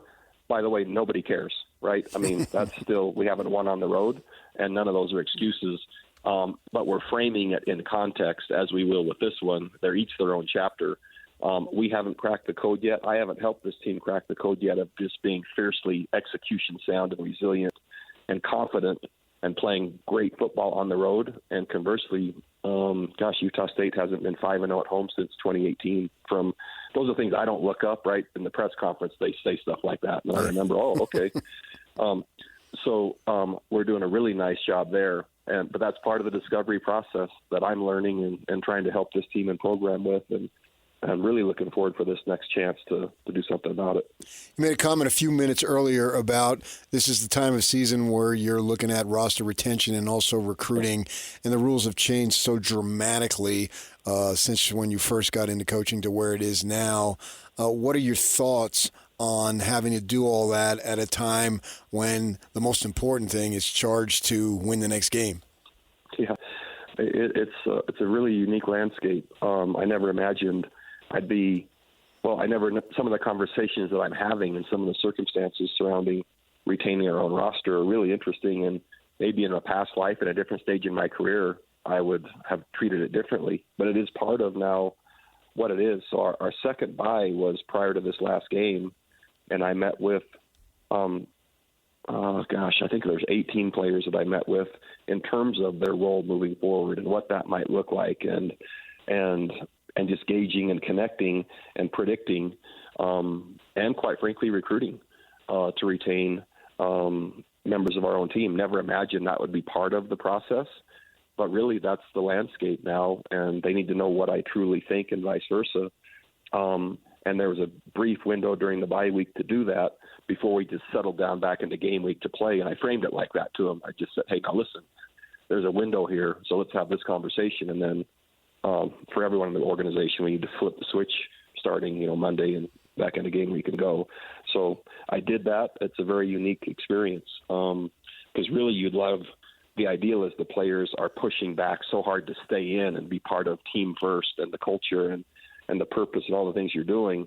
But there's an individual component now and a profit and a financial component now that is just part of the game. So do you think these conversations you're having, Bronco, are like a starting point, or do you assume at this point that some third-party agent, whoever, high school coach, has reached out and you're addressing something that was already on the table and that the player was already thinking about? Yeah, it's varied. It's varied by player, but there's absolutely a ton of the second. So there's tampering, no question. It's against the rules, but the rules aren't enforced. Every organization has basically the roster of the next tier down of players that they want, that they've contacted while we're still playing. And, we've got 3 more games left, but players have been reached out to. There's some phantom hotline that you're supposed to be able to call where something happens, which that's just, it's just nonsense. Phantom hotline? Telling it like it is, as usual. Phantom hotline. I should be able to call the reality is programs with as much money as they have will take who they want in the manner that's supposed to be legal but not. And third parties, sometimes high school coaches, sometimes handlers, whatever we call them, sometimes 7-on-7 coaches. There's, most are smart enough to stay one step away from a true family member. But yeah, it happens. The reality is my numbers say that over 78% of the kids that are transferred up play less. When that happens and they have NFL aspirations, their chances to make it actually go down, not up. And sometimes they transfer back to the same level. But the reality is less snaps means less film, means less productivity, and less of a chance. For the other, whatever that is, 12%, man, that could work really well. However, they're being compensated really well to play less. And therein lies the choice the families make. They all think they are the exception, and we're the 12%. And I don't know what the numbers are this year. So put that in context of my last data, which was a year ago. But the reality, I won't judge. It's not fair for me to do that. Some families with that kind of money put in front of them, and maybe they haven't had much, that's life-changing money. Yep. And so I'm not judging, and I don't want our listeners to think that I am. Right. There's just the facts they have to sort through. Yeah, exactly. I mean, well said. I mean, that's their situations. You talk about the handlers. I'm looking at a kid who literally put his agent's phone number in his bio on his Twitter, and it's Norm Chow's son, and he's got the phone number right in there as far as you need to contact them. How do you handle that? Because these kids now, which was unheard of when you first got into it, literally talk about their agents. Yeah. Luckily, at Utah State, and I would say the level that I'm coaching, which is a great level, less in dealing with agents. Still some, but really, in my context, I just won't. I'll deal with the family and the player, but I just won't. And so, that can hurt, but ultimately, young people and families need to be involved, nurture, guide, direct, and help. And I'm just not quite willing to go to that place, and nor do I need to at this point yet. You know what you need to do is talk to your offensive coordinator and your position coaches, whether it's running back, tight end, receivers coaches, because if they're not splicing that catch into the game film this week, they're just not doing their job. It's an amazing thing. So here is the ball being thrown toward the sideline. I'm in the game, and there's a commentary playing out in my head. But it's like, okay, it's coming right to me. Do I get out of the way? No, that wouldn't be good. Okay, I got gloves on. Am I going to try to catch this? And what if I don't? Right, that's going to be bad. so then, okay, I'm going to catch it. But then how do you react after? So I tried to show no expression like I'm used to doing that, and it wasn't that big a deal. But by doing that, it became a big deal. Yep. So it wasn't. There was just no way to win. I think a simple wink to your players would have been. That's how it's done, guys. Totally. Right there. Yeah, it was totally. Yeah, I'm going to use that in the future if I ever choose to do that again. If you can touch it, you can catch it, guys. Remember that. If you can touch it, you can catch it, even if you're wearing oven mitts. Yeah, exactly. Right. Thanks, Bronco. We appreciate it. All right. All right. There's Bronco Mendenhall, Utah State football coach. Nice win, took care of business, and now there it is, PK. The next win is bowl eligibility. And two words. Bowl eligible. Which would be a big deal, and that would be great. Absolutely. But the thing about it is that, and I'm a little surprised you're not more into this, but you're tempering your expectations, but be bold. And I know there's 7 teams that are thinking it right now, and obviously 5 of them are going to be wrong. But there's 7 teams thinking, why not us? San Diego State and Boise have 1 loss, and then you have 5 teams with 2 losses. And San Diego State is at Boise State. It's too early to be worrying about that. You Utah State doesn't need to be worrying about that. That'll take care of itself if you take care of biz. Well, I do think the whole cliche style makes the fight. Vegas gives up big plays, and if there's one thing Utah State does, they make big plays, both in the run game and the pass game. Yeah. So this could. But I thought New Mexico was a winnable game, and they got smoked. I did. Yeah, I'm with you. I'm with you on that. I think Bronco probably did underestimate a little of the energy going back in there. Even though the logic was right, it's new players, it's new coach, what does it matter? But the energy was there, and they fed off it. Yeah, the fans. Absolutely. They hate them. The team fed off it. The fans brought it. Yeah. Right. All right, DJ and PK, it's 97.5, the KSL Sports Zone. You've been listening to The Zone for decades. Yeah! But now you can watch the guys break down your favorite teams. Some viewers may find the following video disturbing. Viewer discretion is advised. Catch the video stream of DJ and PK, Jake and Ben, Hanson, Scotty, and JJ and Alex right now at KSLSports.com or by searching KSL Sports on YouTube. Utah's best sports radio is on air, online, and on the KSL Sports app. This is 97.5, the KSL Sports Zone. And now, your Rocky Mountain Chevy dealer strong play of the weekend. Under center, Daniel Jones, great give to Jonathan Taylor. He's well over 100 yards. He adds to his total there, and he gets out. He's going sideline. He's got a chance. Look at Pierce. He's at the 20, 10, 5, touchdown! There's the record breaker for Jonathan Taylor. There's the Chevy Strong play of the game. Know it today after 3 o'clock.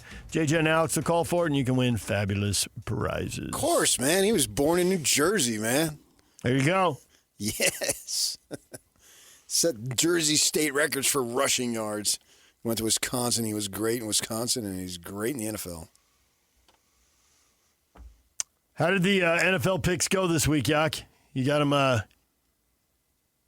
written down? Picking your locks of the week. I went with the Thursday night game, so I didn't have any drama to follow this weekend. Did you get yours right, PK? Did I get mine right? Yeah. Who'd I pick? I was hoping. All right, so I have to have egg on my face. Egg on your face. I trusted the Carolina You're a big Panthers. Disgrace. That's what happens. At some point, you have to pick the middle of the league. Well, I wouldn't put Carolina at the middle of the league. But. Really? Well, they were 5-4 going into this game playing the Saints, and somehow they only managed 7 points and lose to Tyler Shuck. I wouldn't put them at the middle of the league, no. So, yeah, I finally suffered my first loss. I wouldn't trust them. My run is over. PK had the Detroit Lions. And I had the Lions, yeah. Yeah, so Dan Campbell saved you with his offensive play calling duty. Oh, he took over offensive play calling. Took over, 44-22. Get out of the way, Mr. Morton. I'm taking over this. Get out of my face, man. And then DJ, obviously, Thursday night took the Denver Broncos. So there you go. All right. So in the pool, you made it to the 10th week, and now you're 9-1. So he's just like the Cougars. They went down. He went down. 9-0, 9-1. Yeah. 9-0, 9-1 now. There you go. It's the 2024 BYU. Cougar grad. It makes sense. Yeah. 8-0 this year before they get beat, but 9-0 last year. Yeah. All right, PK. This is our chance now. Now he's back without shouting distance. Maybe we can reel him in over the final. Well, he already won months. that one. He's already got the first leg of the double crown. Right. Trying to get the double crown now. Yeah. You've got the supporter shield. Now you need the cup. Can we stop until next spring? No. It irritates and we're the you. only show that talks about that sport, guys. Do we want to keep our job? Yeah. Okay, when it's appropriate, talk about it. But it's not appropriate right now. Two titles in the same year. The analogy was there. There's no two titles. It's a bogus freaking title. We're gonna need a list, Yawk, of who we've got left because we're gonna start running out of options here. We're 10 teams deep. It goes to PK's point. We have to go to the middle of the league, a.k.a. teams we don't really trust. You have your list. I sent it to you. Yep. Well, check it twice. Starts getting trickier. All right, DJ and PK, it's 97.5, the KSL Sports Zone. Coming up next, Shehan Jeyarajah joins us. The Big 12, one team, very clear who's going to the Big 12 title game. Who's the other? We'll talk with Shehan about that. And what are the odds of getting two teams in the 12-team playoff? We'll talk with him about that as well. Stay with us right here on The Zone.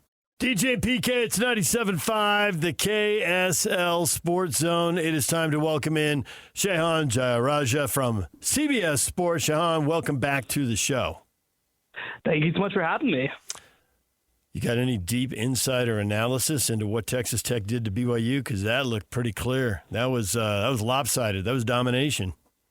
Yeah, it was a pretty crazy victory. And, I mean, I think it really comes down to what that Texas Tech defensive line was able to do. That was the big matchup heading into this one, and I actually felt like BYU fought in a lot of spots. I thought that they did a great job in the red zone limiting Texas Tech's offense. I thought that, honestly, I felt like they had a pretty good plan on offense. They just, they had some drops. They weren't able to execute. But a lot of this you just have to credit to Texas Tech. This is one of the most dominant defenses in the country. This is one of the most talented rosters in the country, and they just have so many different ways that they're able to beat you. And on this day, on a day that BYU really did not play a very good game overall, this is what happens. Which was louder, the sport coat you wore or the Texas Tech Stadium fans? Man, you know what? I knew that I had to bring out something special for BYU being in town and Texas Tech being in town. I did get a lot of comments on that one, but no, man, it was a lot of fun. And the one funny thing was I showed up to the stadium and I'm like, wait, this doesn't look too much like BYU blue, does it? Am I going to get yelled at by people? But thankfully, people saw the vision. It was a dark blue and gold. It was different. Good for you. You're known for those. I've seen you, and they're fun. You have a style that's unique to yourself, and only you could pull it off, and you do. So we saw last week when the poll came out that there were 3 teams in the top 13, obviously with Tech and BYU, and then the Utes at 13. Now we expect certainly BYU to fall. How far do you think they'll fall when that poll comes out? Yeah, it's a great question, and here's what I'm most interested in, right, is that I think that Utah getting as much respect as they did is a really big deal, not just for Utah, but also for BYU. Utah is the 3rd team out, but I think that also with a head-to-head win that BYU has, that was, a pretty solid win, that should give them a floor. They shouldn't be able to fall below that number 13 spot, especially on a day, by the way, where Oregon didn't exactly cover itself in glory with a close come-from-behind win against Iowa. I mean, when you talk about Notre Dame, that's still a 2-loss team, one that rates very highly still. Same with Oklahoma and Texas. They've had their bad spots as well. And the other thing, too, just to look ahead also, is that Texas still has to play number 3 and number 5. Oklahoma still has to go on the road to number 4. So, I think that there are also teams that in the next couple of weeks are poised to potentially lose some games, too. So I think that, for me, I'm probably thinking 11 or 12, which frankly to me is a little disrespectful, but that's just kind of what I expect to happen. I think this is the week where everything really shakes up. I'm with you. I think BYU is going to fall to 12, and I don't think they'll go lower because I think the Utes will hold at 13. Oklahoma is at Alabama this week. So it's not just a big game, but it's a road game for Oklahoma. And number 11, Texas, is at Georgia. They're not only on the road, it's a big game, but they are on the road also. And Notre Dame, this is their last test with Pitt. I think they've had 2 3-win teams after this, in Syracuse and Stanford. That blow those 2 teams out. So for the Irish, this is, I think, a win and you're in the playoff moment, isn't it? Yeah, I think so. I mean, again, when you look at their situation, I mean, it's kind of a unique one, right? Because they do have 2 losses, but they played both those teams really close. And Miami obviously has fallen off a little bit, but Texas A&M is the number 3 team in the country. So I think the committee's giving sort of their down-to-down, play-to-play success a lot of credit, which I don't necessarily think is wrong. So I think that this is the moment where Notre Dame has a chance to punch their playoff ticket. And you mentioned those 2 other games. And I kind of mentioned them off the top, too. This is kind of the moment where you figure out, is the SEC going to start causing you trouble? Because if Georgia and Alabama loses those games, they're still in at this point. Now, Georgia has to play Georgia Tech. Alabama has to play, a feisty Auburn team. If they lose those games, that changes the conversation. But even if they lose to Texas and Oklahoma, that actually hurts you more than it helps you. You want favorites to take care of business this weekend and hand Texas and Oklahoma those 3rd losses. Because while I think, I think that Texas, if they split Texas A&M and Georgia, even as a 9-3, is still in decent shape to make it in as that last team. For Oklahoma, if they lose that 3rd game, it's over for them. So this is a big weekend, I think, for just seeing what the path is going to look like. Percentage of confidence that the Big 12 would get 2 teams in? Yeah, I think that, it's interesting. I think that I would still put it in decent shape. I'd maybe give it a 60% confidence. If BYU had kind of hung a little bit better in that match, which, again, I don't think was about BYU. I think that was more about Texas Tech. I think that people would be talking about them a little differently, but they still have some opportunities left as well down the stretch against not necessarily top 25 teams, but maybe top 40 teams to build a little bit more of a resume. So I think that they'll be in decent shape. I expect Texas and Oklahoma to lose this weekend, which would be significant for the Big 12. And so as long as they're able to take care of business, again, we're talking about a BYU team that would be heading into the Big 12 title game at 11-1. I think that a team that heads into that kind of matchup at that mark, like that team should be in my opinion. You said Oregon didn't cover themselves in glory. It was funny. I thought, and well, I guess we'll see how it plays out. I thought they were going to get a lot of points for winning that game. On the road, there's a team with a good record, acknowledged, really good defense, tough place to play, miserable weather, and they go down the field and win the game. I thought I wouldn't be surprised if Oregon jumped over Texas Tech. I don't know that they will or that they should, but I wouldn't rule it out. I definitely don't see that happening. Just personally, I mean, look, we'll see what BYU and how they're considered by the committee when it all comes out. But like at minimum, this is a 22-point win over a top 15 opponent. Like I know that obviously, again, Oregon, like you said, I mean, they actually heading into this game against Iowa didn't have a ranked victory because of the way that Penn State fell off. But I do think that for Texas Tech, one, they were dominant enough on their own, and two, I mean, you're talking about a team that most likely has 2 top 13 victories, both by 20-plus points. Like, that is serious business. And also, we'll see how much the committee takes it into account. But, like, their loss was with their backup quarterback. And we did see the committee take that into account with Arizona State last year when they lost against Cincinnati 24-14. So I don't think that there's a whole lot of issue for that. I frankly think that Texas Tech, after this win, should be in a pretty decent position to jump Ole Miss. We'll see if it happens. But Ole Miss, I mean, again, they have a decent win against Oklahoma that compares favorably to the Utah win. But their second best win is probably Tulane. And, I mean, look, the reality is that a 20-point win over BYU is better than a win over Tulane. For the next 5 years, use that as a time frame to basically the rest of the decade, and we'll see what happens with configuration and all that. But for the next 5 years, do you see Texas Tech annually being in this position to be a big-time threat as we get deep into November? Because I do. So I think that they're going to be a threat every single year. I think they're going to be a November team every single year. But, when you talk about them being this, we've talked about it all year. This was a once-in-a-lifetime year in terms of getting the level of guy that they were able to get through the portal for this season. Now, what they're going to be heading forward, I think, is more sustainable. They're going to have more high-level recruits coming in. But I think that one thing for every program, frankly, not just Texas Tech, is I think that timelines are going to be such an interesting factor in kind of the zeitgeist, because I think that it's going to be harder than ever to be a truly national championship level team every single year. I mean, I think that, Georgia's still really good, but I think that you could make the case this year, this is a little bit of a transition year for them because they have a very young roster and a first-year starting quarterback. And so even though they're still in the discussion, they're going to have a chance to contend for the SEC, they're not on their title timeline. I think that Texas Tech is going to be going through the same thing. I think that BYU is going to be going through the same thing. I think Utah is going to be going through the same thing, where, again, all these teams are going to be right there in the 9 to 10 win range year over year. But when you talk about actually getting to the top, when you talk about actually getting to the playoffs, I think that it's really going to be specific years where they manage to be as dominant as they are this year. I don't think that this is necessarily going to be a normal team for almost anybody at this point. I'm sure Tech wants the bye. I don't know, given the way the Big Ten and SEC are viewed, if that's possible. But don't you think if you get the 5 or 6 seed that there's a lot of value in that, given that it looks like 11 and 12 aren't going to be cut from the same cloth as these other 10 teams? No, absolutely. Yeah, well, I'll tell you what. I was out there in Lubbock, Texas this weekend, and I will tell you what. People would be very excited to have an opportunity to relive what they did this weekend with another team coming to town.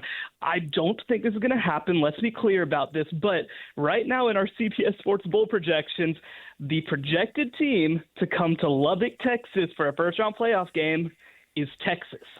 And that would be the biggest game in the history of Texas Tech University. That city would burn to the ground, and I would be there watching because it would be incredible. So I think that there's two ways about this, right? One, I mean, we saw how cool the home playoff games were. I think that nobody would be mad about getting that kind of moment and environment, especially like you said, obviously the first round matchup could be kind of tough if you get, a 9 or a 10. But the ACC looks like a total mess right now. I think that, I actually think that South Florida, if they come out of the group of 5, is a kind of a tricky matchup. But if it's not South Florida, I think you match up okay. But the one other thing that I'll say about the value of the bye for Texas Tech is that their quarterback, Darren Morton, is dealing with some pretty serious lower leg stuff. You could see him limping. Holly Rowe reported after the game that that he has a hairline fracture in his fibula. Now, both Barron and Joey McGuire kind of declined to elaborate on that or confirm that. But the point is this, he has a lot going on. It's a pain management situation. Their backup quarterback is out for the season with a torn ACL. So I think that they would value the ability to get him just a little healthier. I spent 23 years at daily newspapers as a beat writer, so I can appreciate good reporting and writing when I see it. And you had it when you did the story on Bachmeier. It's an excellent piece. We promoted it, and I'm sure you got some readership out of our listeners from you coming on and having a familiarity with who you are. As I read the story, it became apparent to me that Bachmeier was trained for this moment. And as far as, what'd you say, they took him out of junior high to homeschool him and go with the workouts and all. So is that the reference point that you took from it, that this is something that he has basically been trained to do?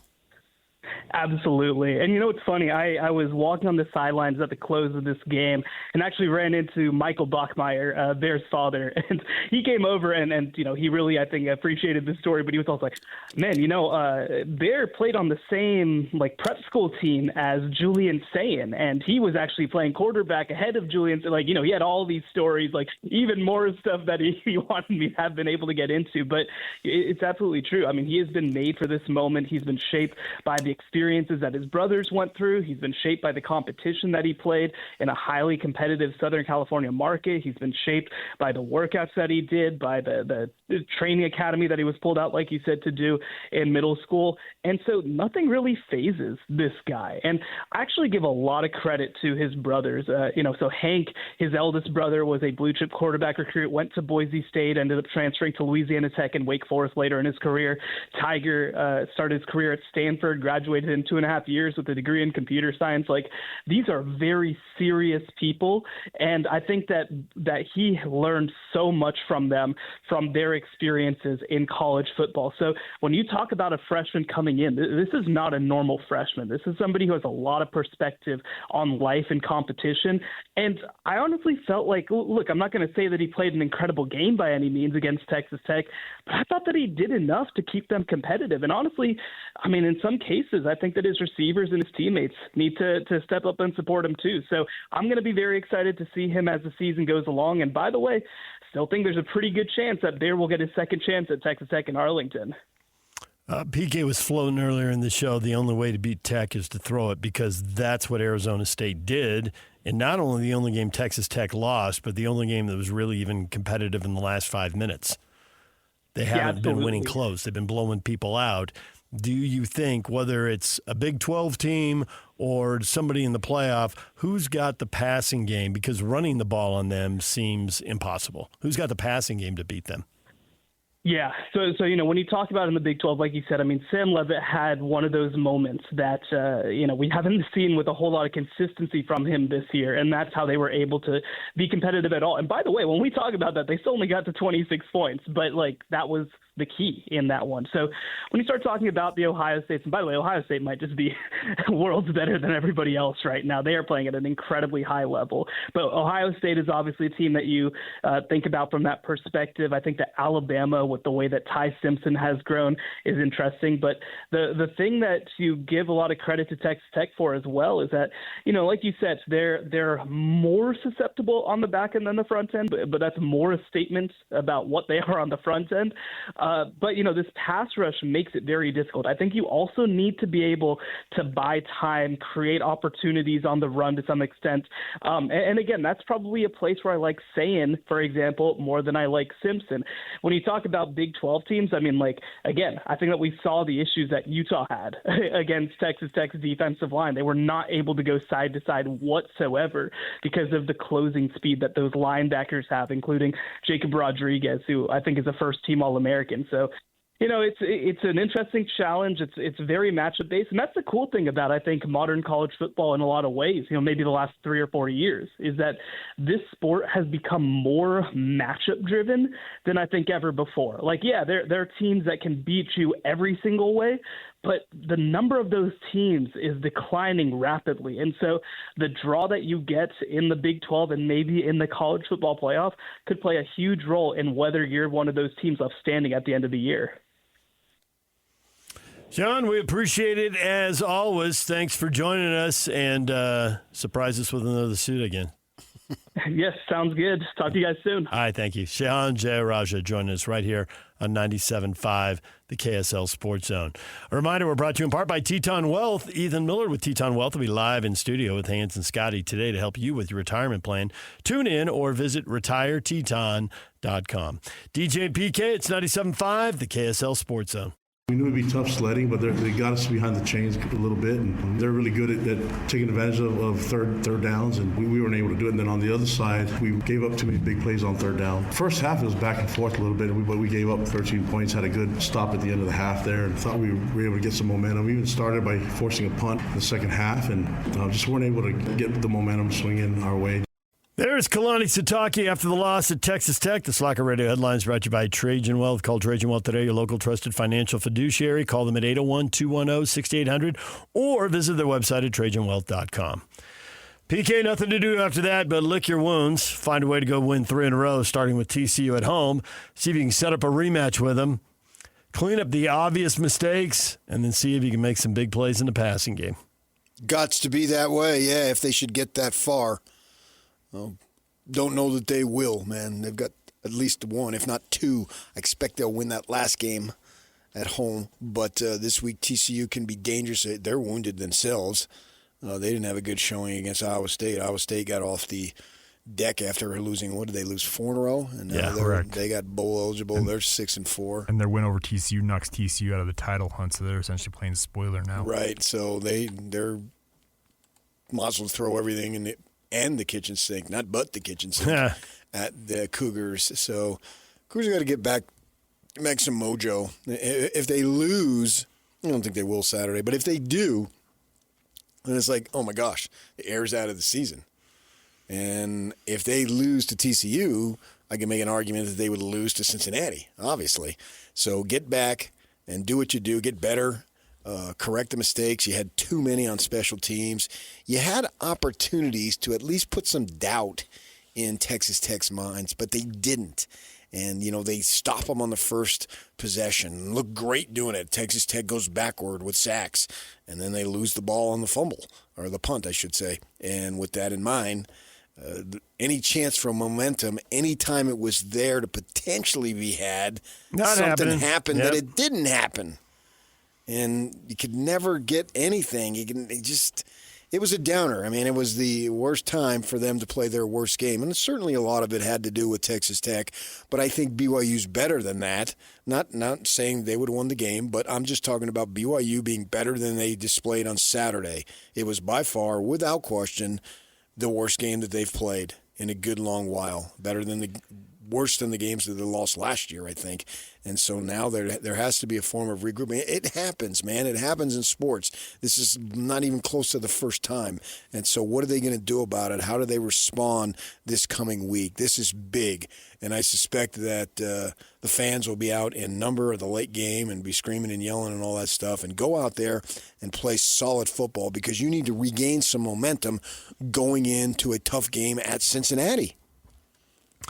All of that is true, and I think the number one thing is to restart the running game because A-Rod got asked about it early on when all the conversations about a quarterback. He said, we will be able to run the ball. He said it multiple times. He was proven right multiple times through 8 games. But, man, game number 9, that was some serious tough sledding.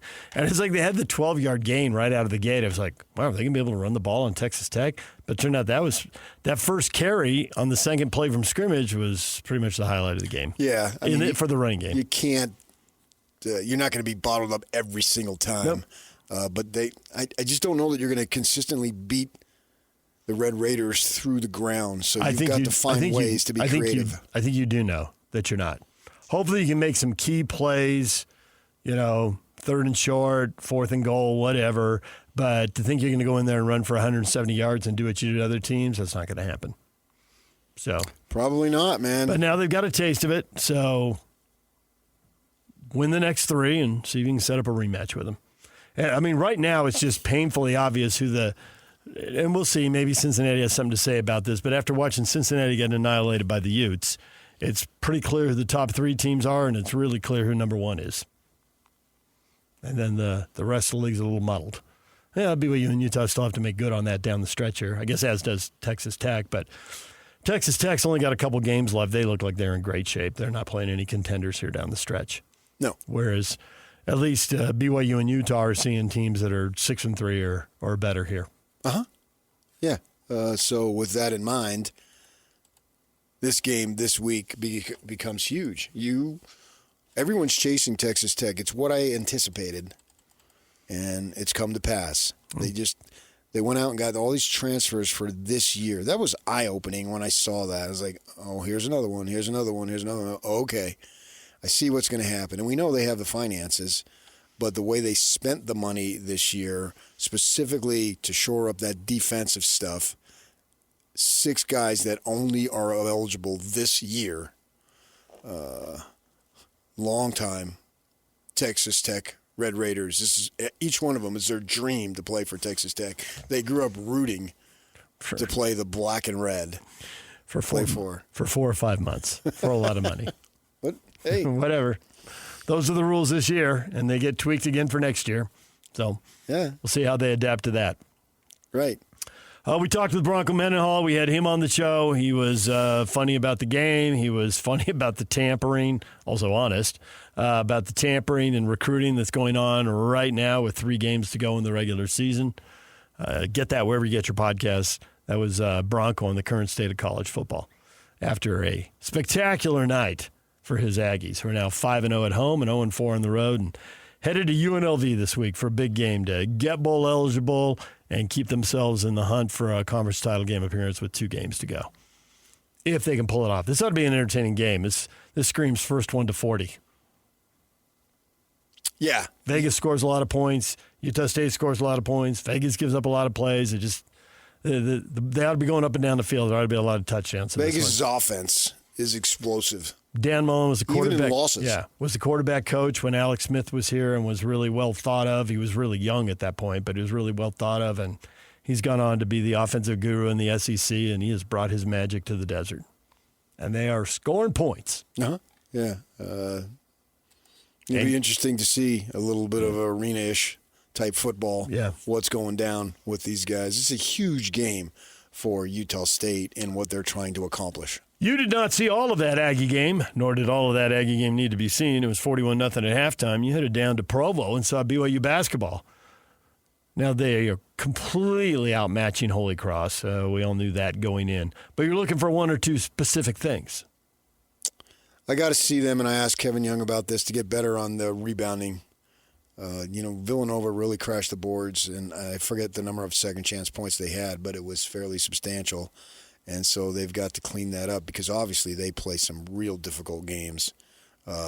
Next week, UConn, Boston Garden.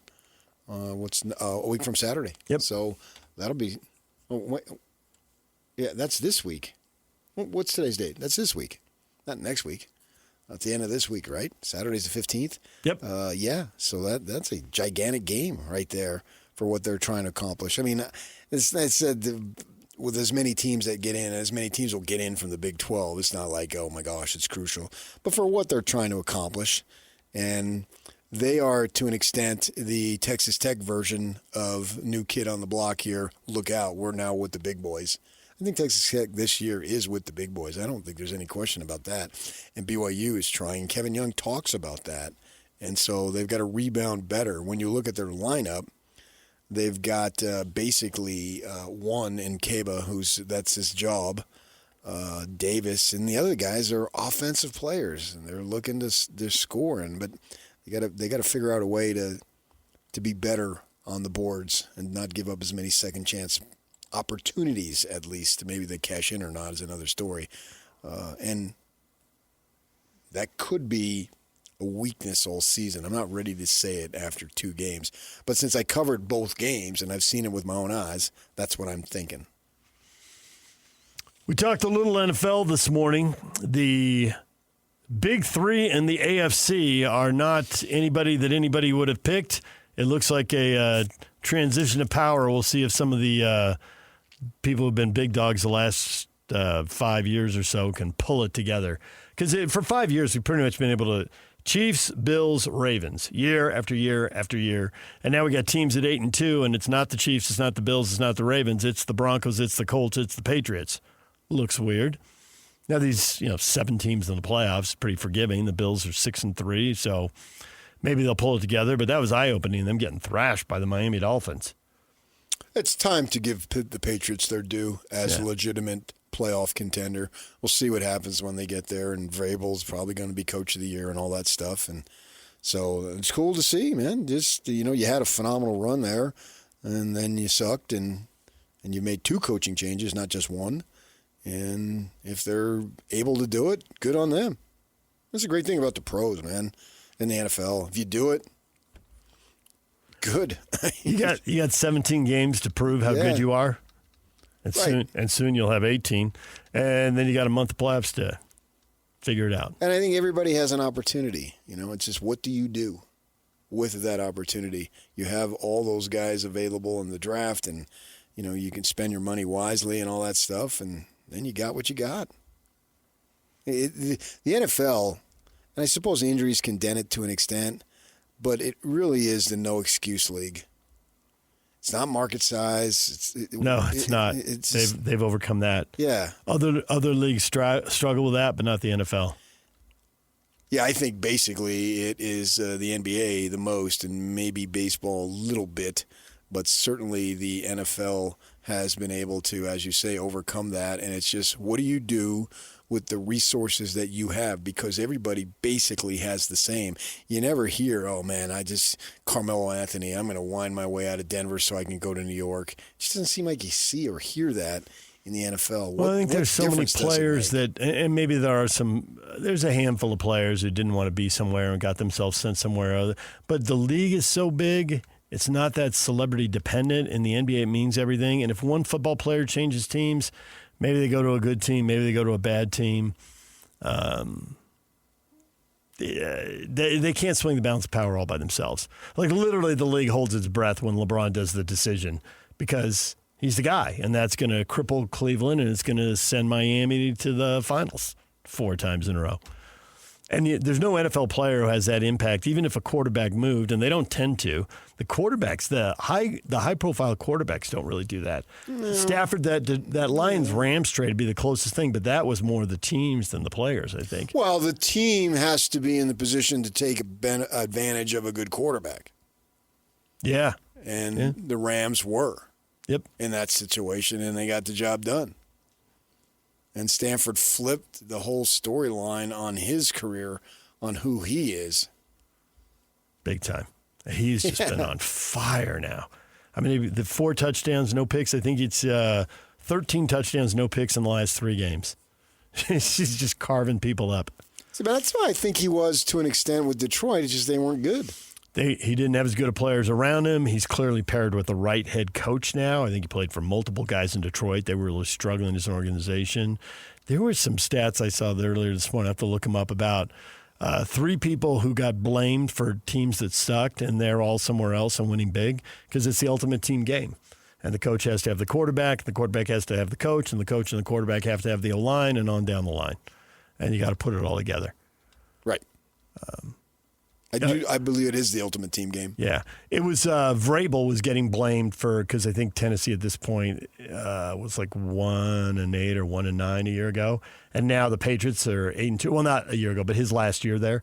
And now they're 8-2. So maybe the Titans shouldn't have blamed Vrabel. And they went to the 2 New York quarterbacks as well. You know, Sam Darnold and Daniel Jones were bums, and those were 2-win teams. And now they're sitting their quarterback in an 8-2 team. Awesome.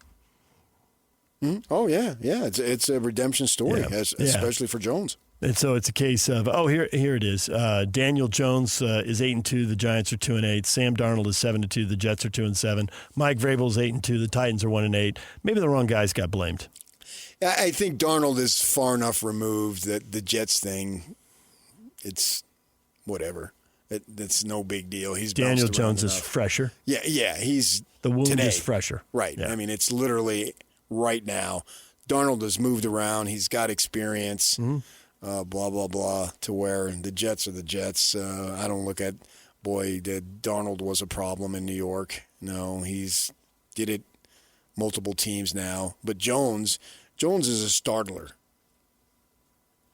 That is a very good word. Like, well, how did that happen?